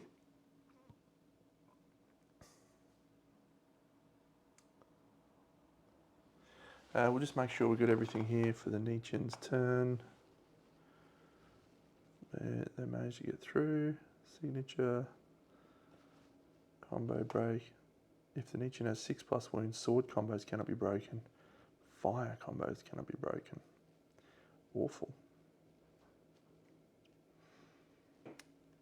Now, unfortunately, Herodotus will always be the priority target, so he shan't be breaking any combos.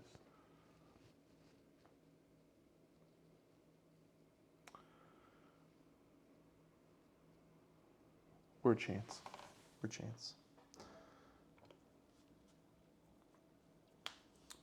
So everyone is roused. Wow, Cersei is actually going to be getting her extra dice straight up. So let's load her up. Let's load her up. Maze Runner to start off. Fisher. Gain a rage. 1, 2, 3, 4.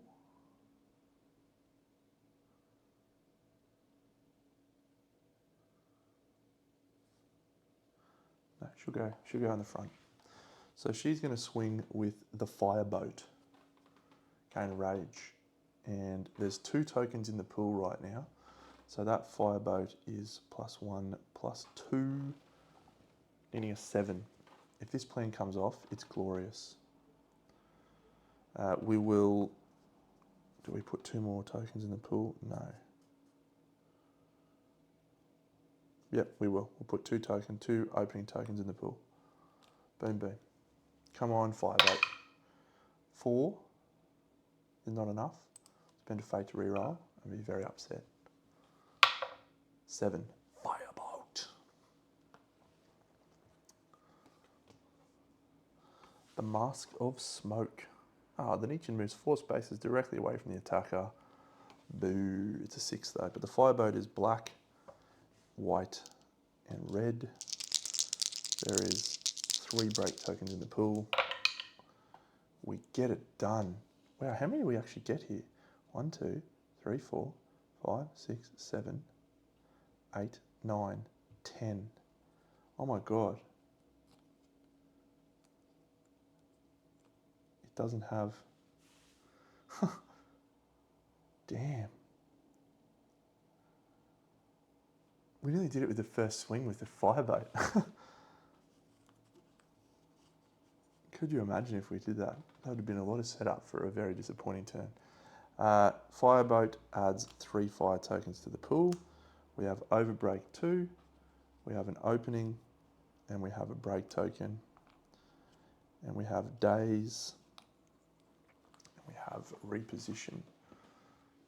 No, we don't have Daze, sorry. Perishable, that is gone. Moves 4 space away, 1, 2, 3, 4. She's going to reposition 1. What's his speed? 8. 1, 2, 3, 4, 5, 8. Everyone else is just going to move back.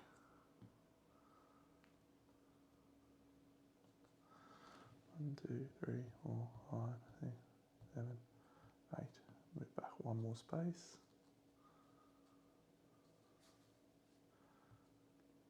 And she has an Iapetus lifesaver, but she's not going to be able to get out of range.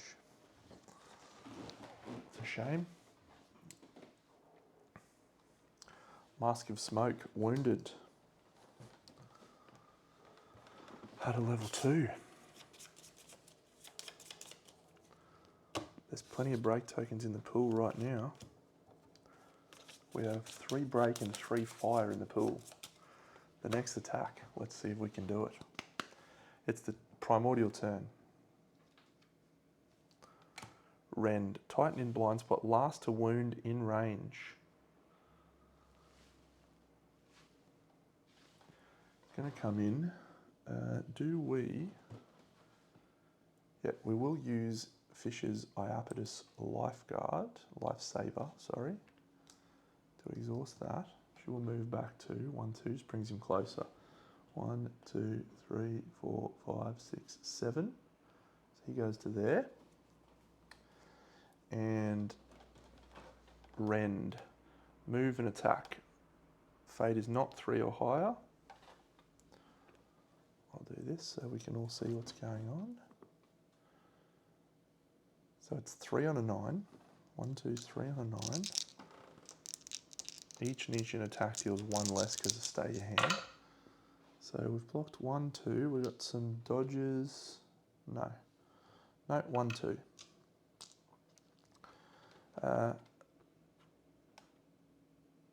So it's 4, 3 in total coming in, blocking none. 1, 2, 3. And that brings us straight to a major trauma draw, and we get Inner Strength. Fuck. Oh, we gain the 2 ambrosia, we gain a rage, and we gain the hatred condition card. That all happens before with the 2 ambrosia tokens.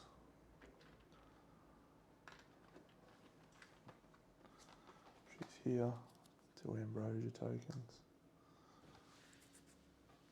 Lose 1 danger, immediately perform a bonus attack. Don't mind if I do. Gain a rage, lose a danger, perform a bonus attack, and there's no after attack effects. The only weapon she's got though is a new one that I made called a boom spear. And this is my boom spear. She is literally trying to jank a 9 to hit with her bonus attack. Do we want to make a bonus attack? And is it worth it on a 9? We'll clear the pool of all of the good tokens we've got. Any full miss? No. Want to add more fire though. If we get a 9 or a 10, this is a glorious, glorious decision. She's actually 1 rage higher too. Starts a battle with 1 rage. We'll do it. If this doesn't work, I still have some fire tokens. 6, spend a fate to re-roll. Switch to the other white dice. Get in! Boom spear! The Spartan Gauntlet gain humanity. You may perform a bonus attack. Bonus attack. 7. Prisoners. I'm going to free those prisoners with my boom spear. If you don't mind. Get some of this up here. We're 6, so we get an extra red dice. Boom spear. Auto break 2. Man, we're 1,000,000 break tokens in here. Oh my goodness. Okay, so we have 2 black dice from the weapon. We have 1 red dice from the Maze Runner, and we have 1 red dice for being on 6, and there's an automatic red in there anyway.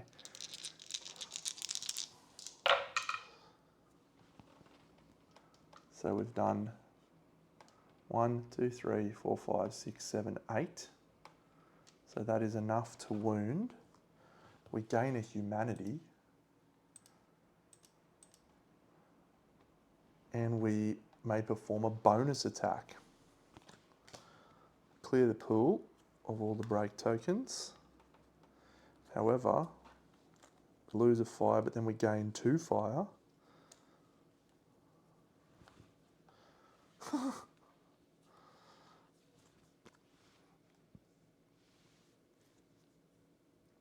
Do we want to perform that bonus attack? No, we do not.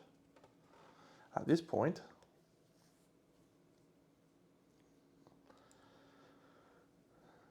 because we'll keep the fire tokens in the pool. At this point, we have the Nietzsche's combo, and we will break the combo with the Maze Runner. Oh no, she's got hatred, so she can't. That's okay. Spear, sword, or cestus. Yeah, we will break it with the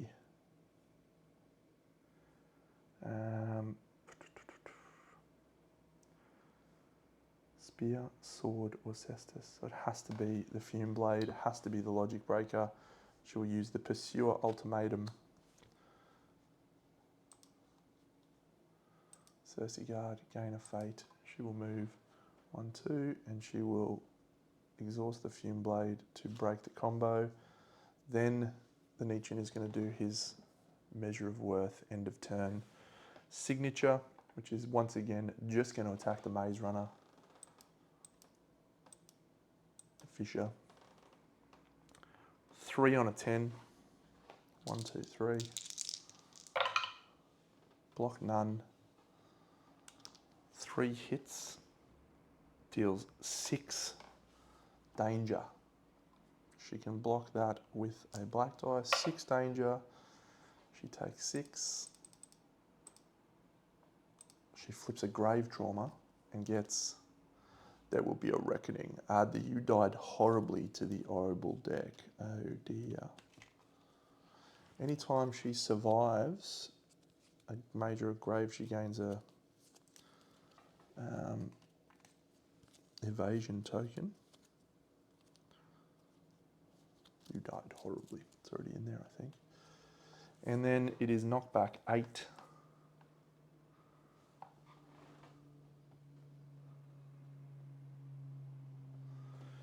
And if your rage is 5 or higher, which it is, we will perform a combo. Club, axe, or bow. Who's got a club? Anyone got a club? Club, anyone? Any clubs? Clubbies? The boom spear is a club as... Oh, the boom spear is actually a club. That's interesting. She can't break it. Nope. Combo. Combo breaker. Grass cutter. Closest Titan in front and in range. 1, 2, 1, 2, 3. So it has to be the fire starter. So the first thing that happens is the fire starter gains an ambrosia token. And then, does the fire starter have any fate? Nope. Gain 1 ambrosia token, exhaust your armor.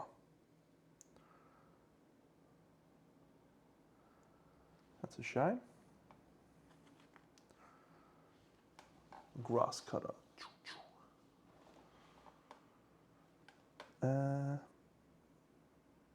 1 hit deals 3. Yep, 3 on 10s. Block none, have no rerolls. So that's 7 danger. That goes down to 6. Can't use our armor. So we're just straight into a major trauma draw, and it is Kratos Glimpse. Gain 2 rage. Cool. Oh, did we gain that ambrosia token? We did. Knockback 7, we will spend a fate on the Iapetus Lifesaver to move back 1 and not suffer knockback 8. Knockback 9 rather. He moves to the centre of the board and turns to face the most Titans. He is already doing so. Well done, everyone involved. Unbroken combo. Okay. The Maze Runner is just going to go first. She's going to sacrifice her Hatred card. So at the end of your turn, if you did not attack, gain a positive precision token. Very good. She was not knocked down from that, so it's just knocked back, I think.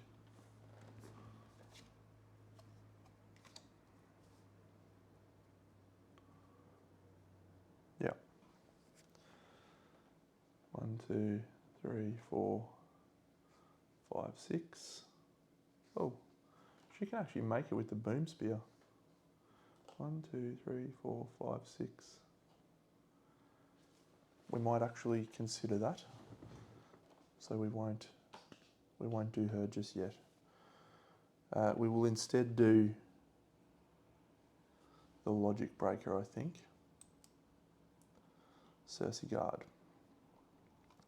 So she is going to move 1, 2 into the rear of the Nichin.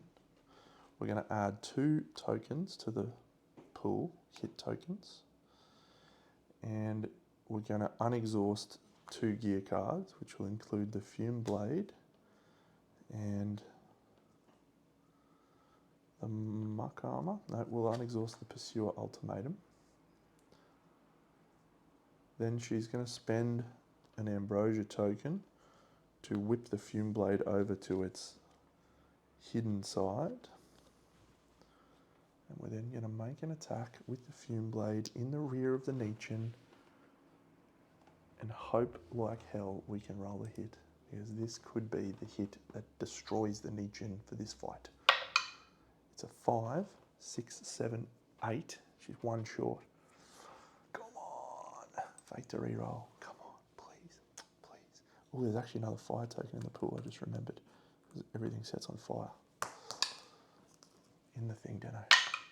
6. Oh.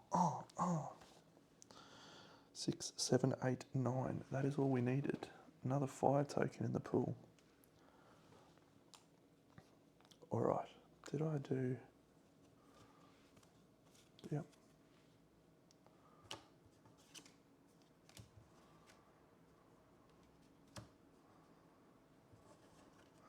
Did I remember to escalate is the question I'm asking myself. I did. 1, 2. I did not. 3, 4, 5, 2.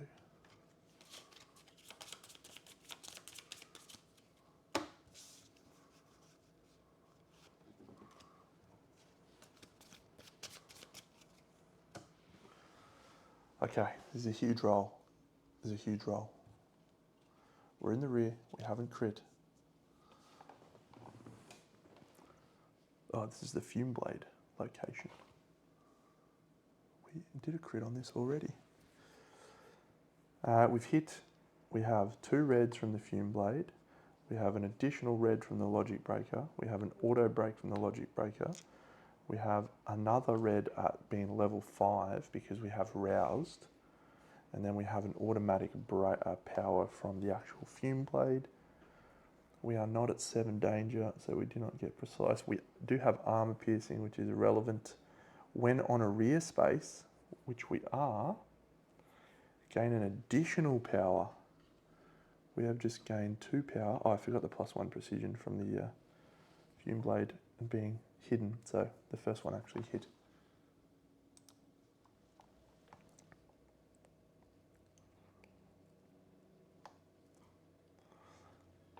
And a black. 11.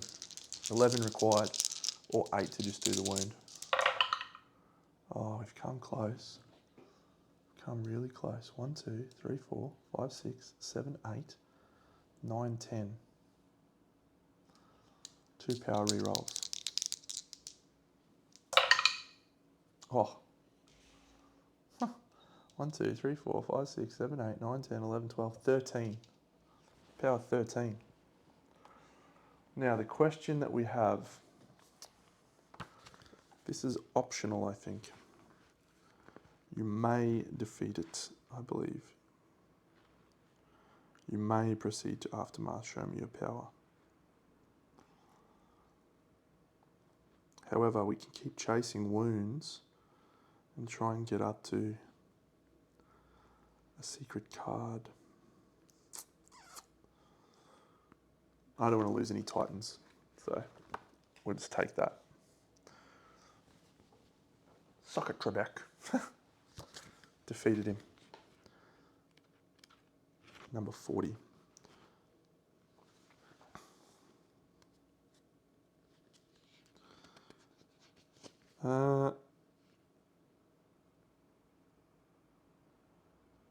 Great. If you're on story card 1, 2, or 3, gain a glory. We are not. Archive the Ill Fate Marshalling.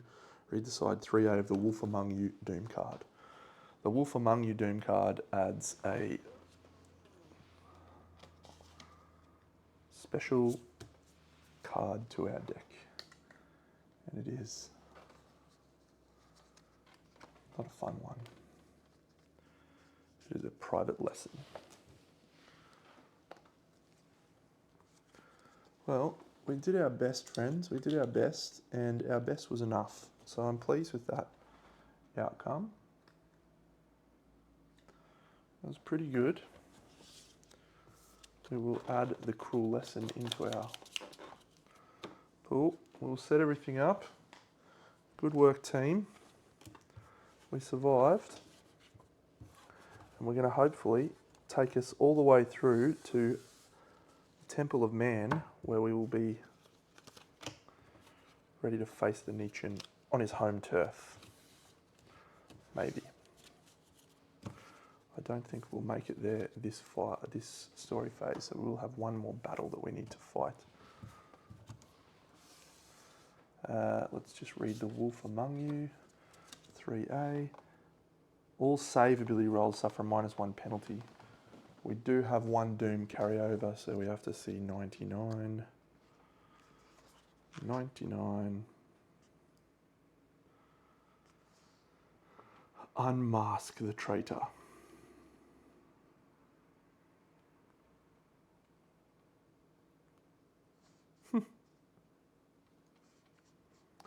$84.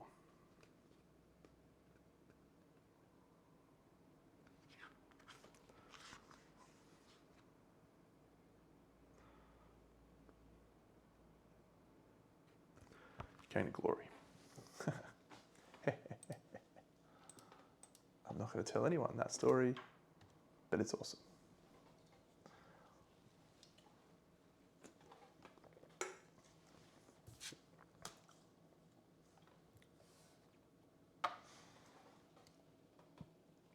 Great timeline phase, friends. Great timeline phase.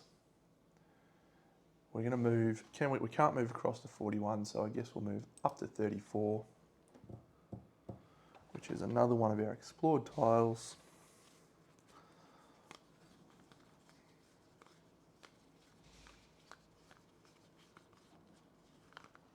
Here it is.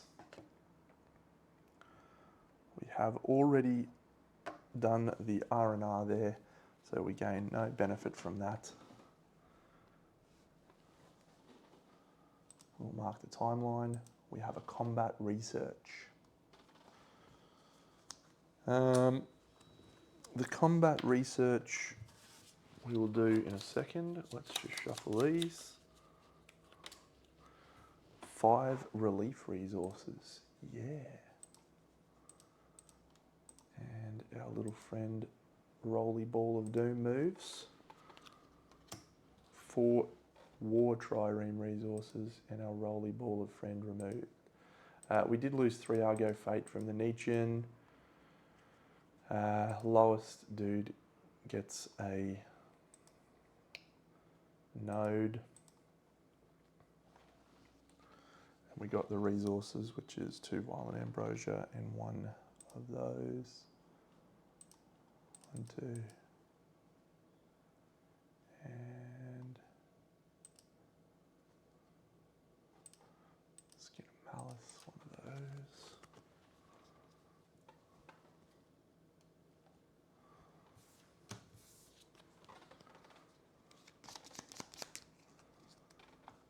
Okay, Argo. Combat. So we can make a couple of things here. We could make the Nietzschean meeting study because we have access to this Chimera, but we could make an Abysswatcher, but I don't think we have the resources to make the Abysswatcher yet.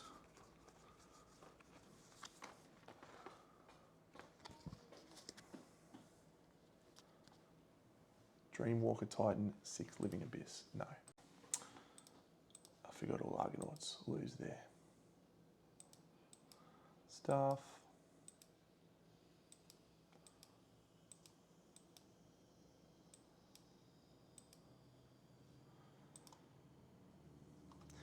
Yeah, so we need 6 Living Abyss, and we do not have 6 Living Abyss. We also don't have a Muck Bludgeon, and we don't have a left Morphis or a right Morphis, so there's no point in making that. So the other technologies we could make is a Cyclonus Autopsy, which gets us Impact Armor, Collision Shield, and the ability to gain a Warkeeper. I'd very much like a Warkeeper. Tremendous Titan. The other option is this, which allows us to re-equip weapons, or we could go for this Cyclopean Advanced Gear, which has a Cyclopean Visor, Cyclopean Khopesh, and Cyclopean Forge Hammer. Let's actually just have a look at the Cyclopean Visor.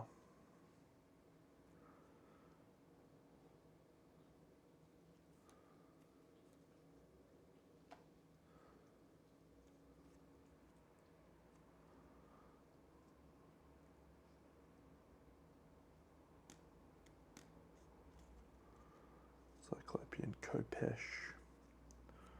The Forge Hammer is good, actually. The Forge Hammer is very good indeed.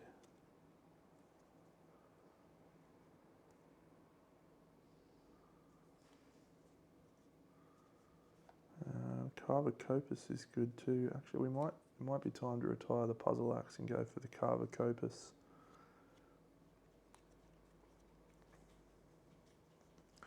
We're going to go for the Cyclonus Autopsy. And that opens up our ability to make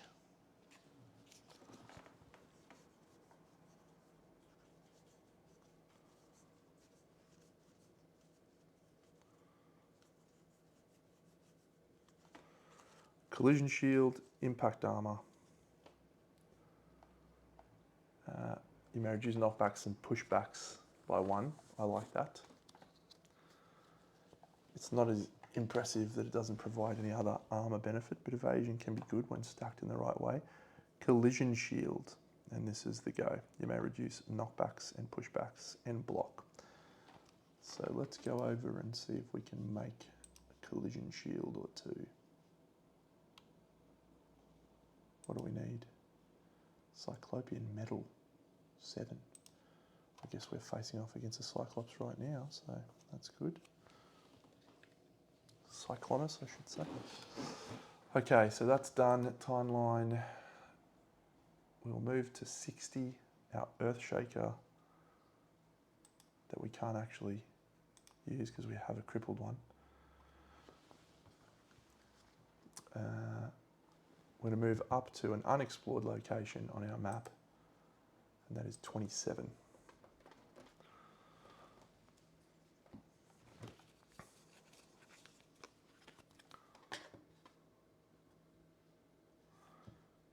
It's Titan hunting time. Boom.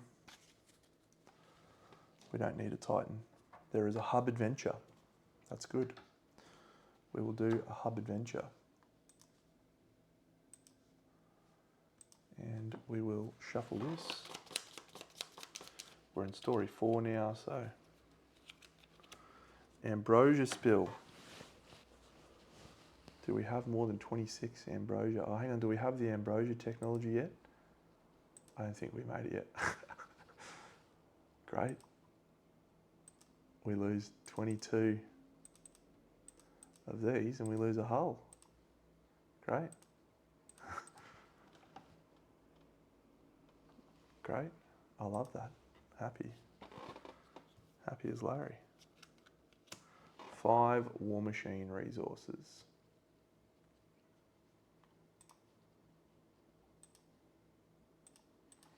And our friend moves. And 3 War Machine resources and our friend moves. We'll spend a fate to reduce his movement by 1. So he's just going to move once.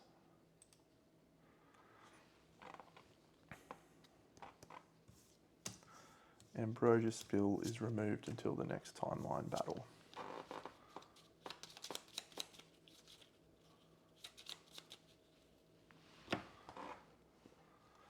Story. We're in the end game now. 9. When the land meets the sea. Well, we can do truth to weakness, but we'll do the land meets the sea because I don't think I've ever actually done one of these. The 1000th ship, gods. Who's got gods? Oh. Argonauts. You have gods. Oh, nice. Nice.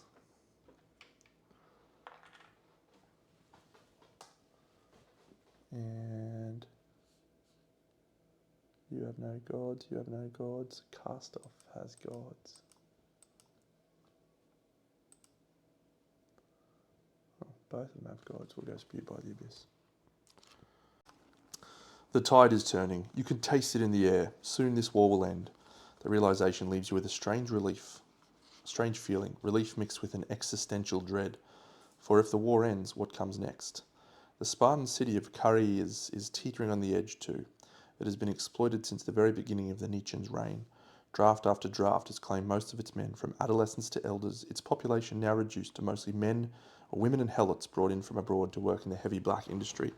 The women have been forced to work too, for the Spartan war machine is running out of steam. Through that work, they have discovered their value. They're disillusioned women of Kariers, unwilling to be treated as second-rate citizens, are ready for a change. It is their request for support. You are responding. Just as you're about to leave, you are joined by a Simicky contingent led by Nicanor. The young commander looks more tired than the last time you saw him. You've heard of General Hippon's defeat at the Typhon's Sluicegate Fortress. Was Nicanor involved? We received a coded message from the city. The Empire's top officials are willing to defect. They claim to hold the Nietzsche's lover, Selena of Wilios, hostage, and she supposedly knows the secret of his transformation. An opportunity like this comes once in a lifetime. If B9 is marked, I don't think B9 is marked. I mean, it is marked. C001. Imbrus approaches you, the scar of his chin wide in the semi-darkness. He looks at the polis with its tall menacing buildings and a fleet of Spartan ships in the harbour, with sadness in his eyes. He must have seen many cities during his service, so why would this one be different? I was first stationed here all those years ago. Imbrus knows of an ancient tunnel network that runs beneath the city, big enough for mortals but not for titans. You make your way inside with a small team, torches in hand, following the Spartan's hunched figure as he deciphers the secret code painted on the walls. We don't know who built them or why.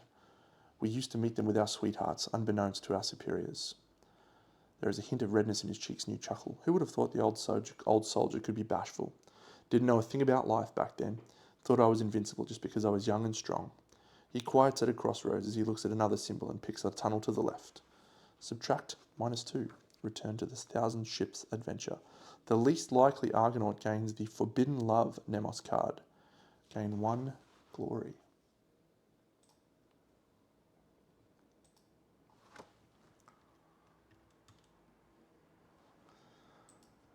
So, Forbidden Love. I don't know if I've looked at that one before. Oh, you just daze someone. It's pretty cool. Good. My forbidden love. So, do we want to help the officials defect, or do we want to help set up a resistance network? We shall help set up a resistance network. Gain 1 crew, Simicky diplomacy +1. Haha. C004. Lose 8 relief resources. Gain 2 Argo Fate. That sucks. I want my relief resources.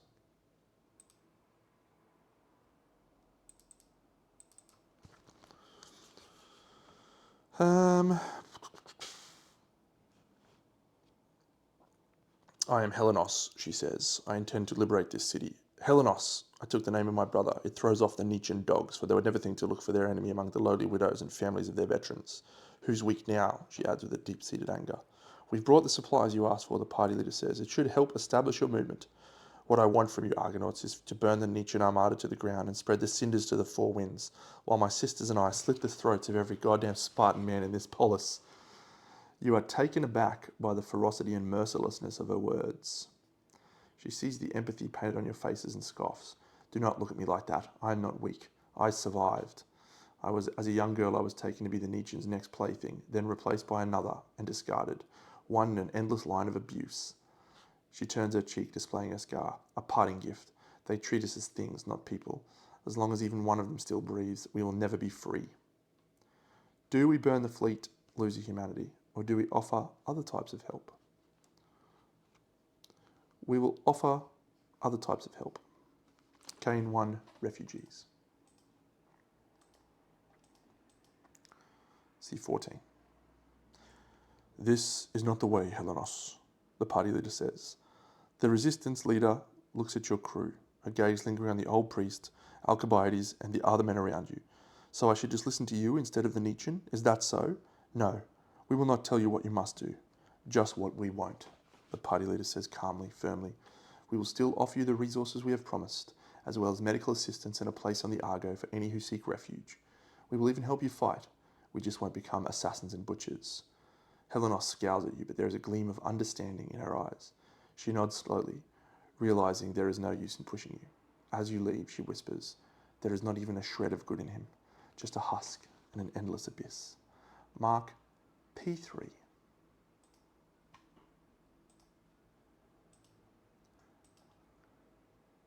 Gain 1 defector.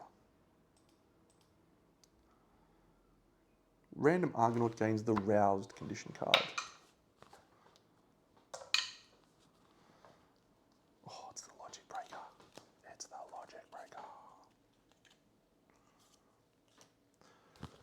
that's the end of that story hub. We have finished on that timeline.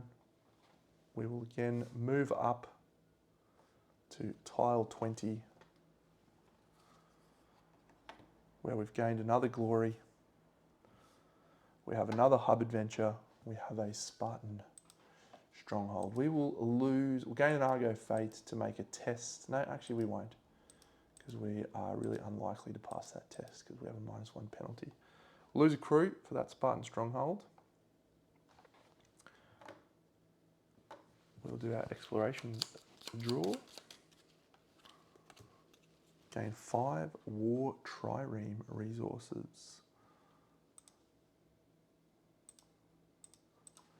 And gain a Titan. Friendly as a group, Black Sludge. Randomly determine a direction.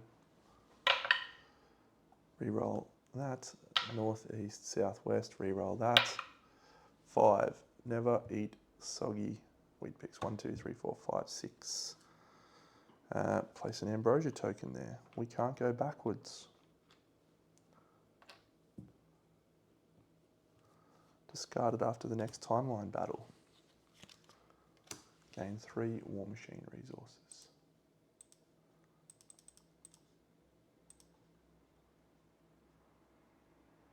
Map.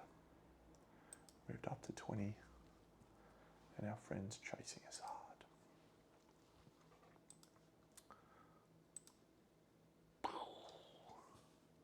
There is once again another hub adventure.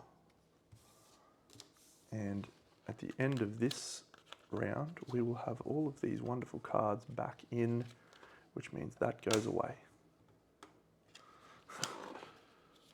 All that excessive rolling for nothing.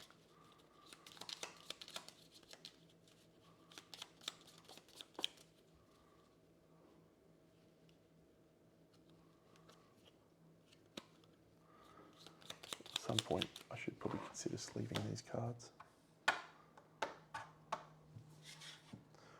We have our almost last timeline battle. Almost the last. We have plenty of days left for us to meander around up here. What we know is that the Temple of Man tile is tile 18. And we revealed that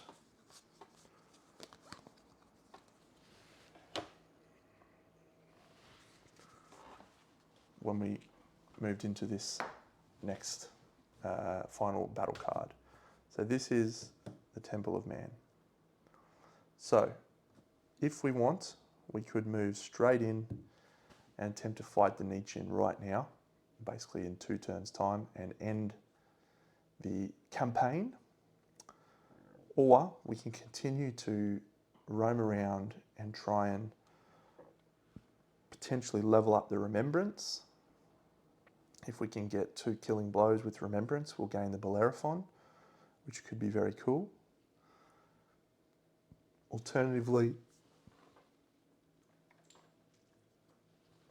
we could just go hard and go in now.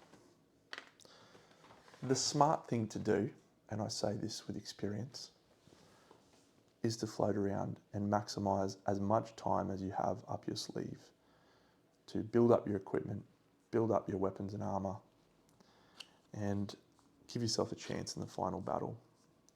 However, we shan't be doing that. We're going straight for the end. And let's look at our story hub, shall we? An 8. When the land meets the sea again.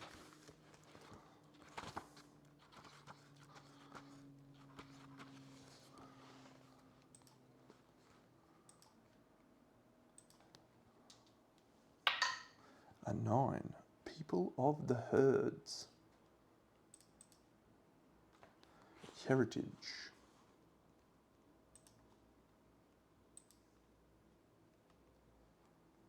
No heritages there. Ooh, no heritages there. No heritages there. cast off.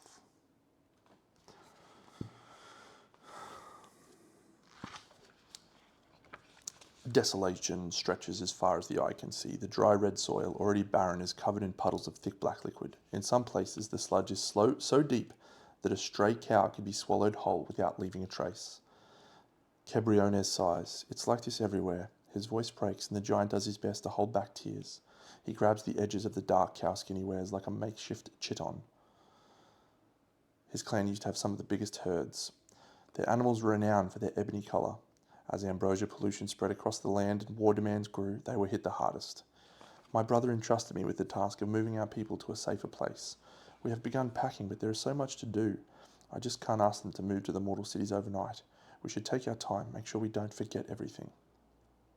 You watch the Cyclops slowly gather their belongings. They fill their wagons as shepherds corral the remaining few cows. You take another look at the ambrosia-covered landscape. How can you ask people who have spent their whole lives on these peaceful patches to move to cities? This won't change overnight. Adaptation takes time. And yet, time is not on your side. Cyclops takes too long, and the pollution will become unbearable, and they will lose more of their cattle. We shall help the Cyclops transition to the cities slowly. We gain 2 Argo Fate. 1, 2. We gain 1 Progress.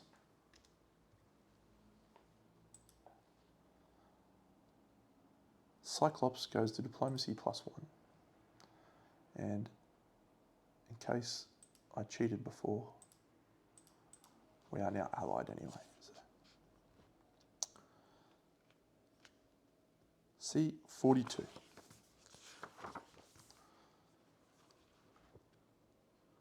You promise to check on the Cyclops transition from time to time. As days turn to weeks and weeks to months, you notice the pollution-induced changes in the landscape, cracks in the earth, the withering of trees, the invasion of blackness. You see a few cow carcasses on the side of the well-trodden road. At least for now, the road itself isn't turning into a muddy sludge. That traps the wagons. Random Argonaut gains a Black Breath affliction. Wonderful. Reroll. 5. 1, 2, 3, 4. Cersei gains Black Breath. You lucky duck.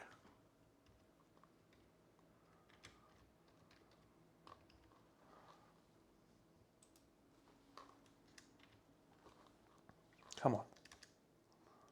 There we go.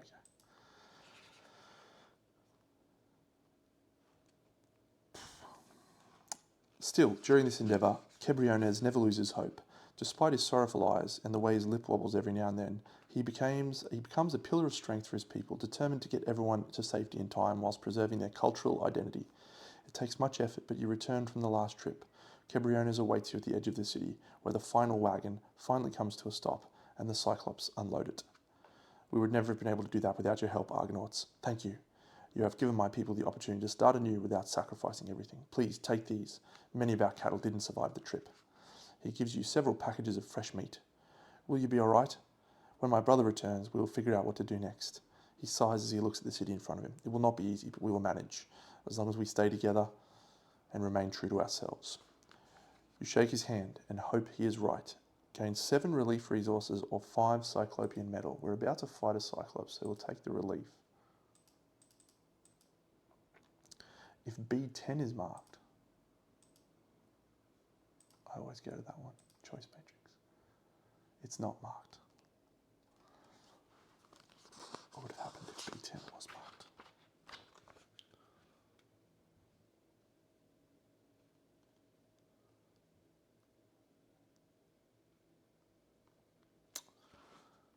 Nice. Still nice that I can be surprised by a story after all this time. Friends, we are going to call this episode there. I am going to set up for a Cyclonus battle, and that will be the start of our next episode. We may journey around a little bit more, just because I'd like to have the final battle be one full final episode. So we'll probably try and make through a little bit more, and we'll keep this little buff-headed bay, this little rolling ball guy at bay. So we may go around for a bit and see if we can maybe get a couple more encounters. So that's it. We'll We'll see you all in the next episode, where we'll fight a Cyclonus and make the slow journey to the Temple of Man to face the Nietzsche in the final battle. BigDeno out.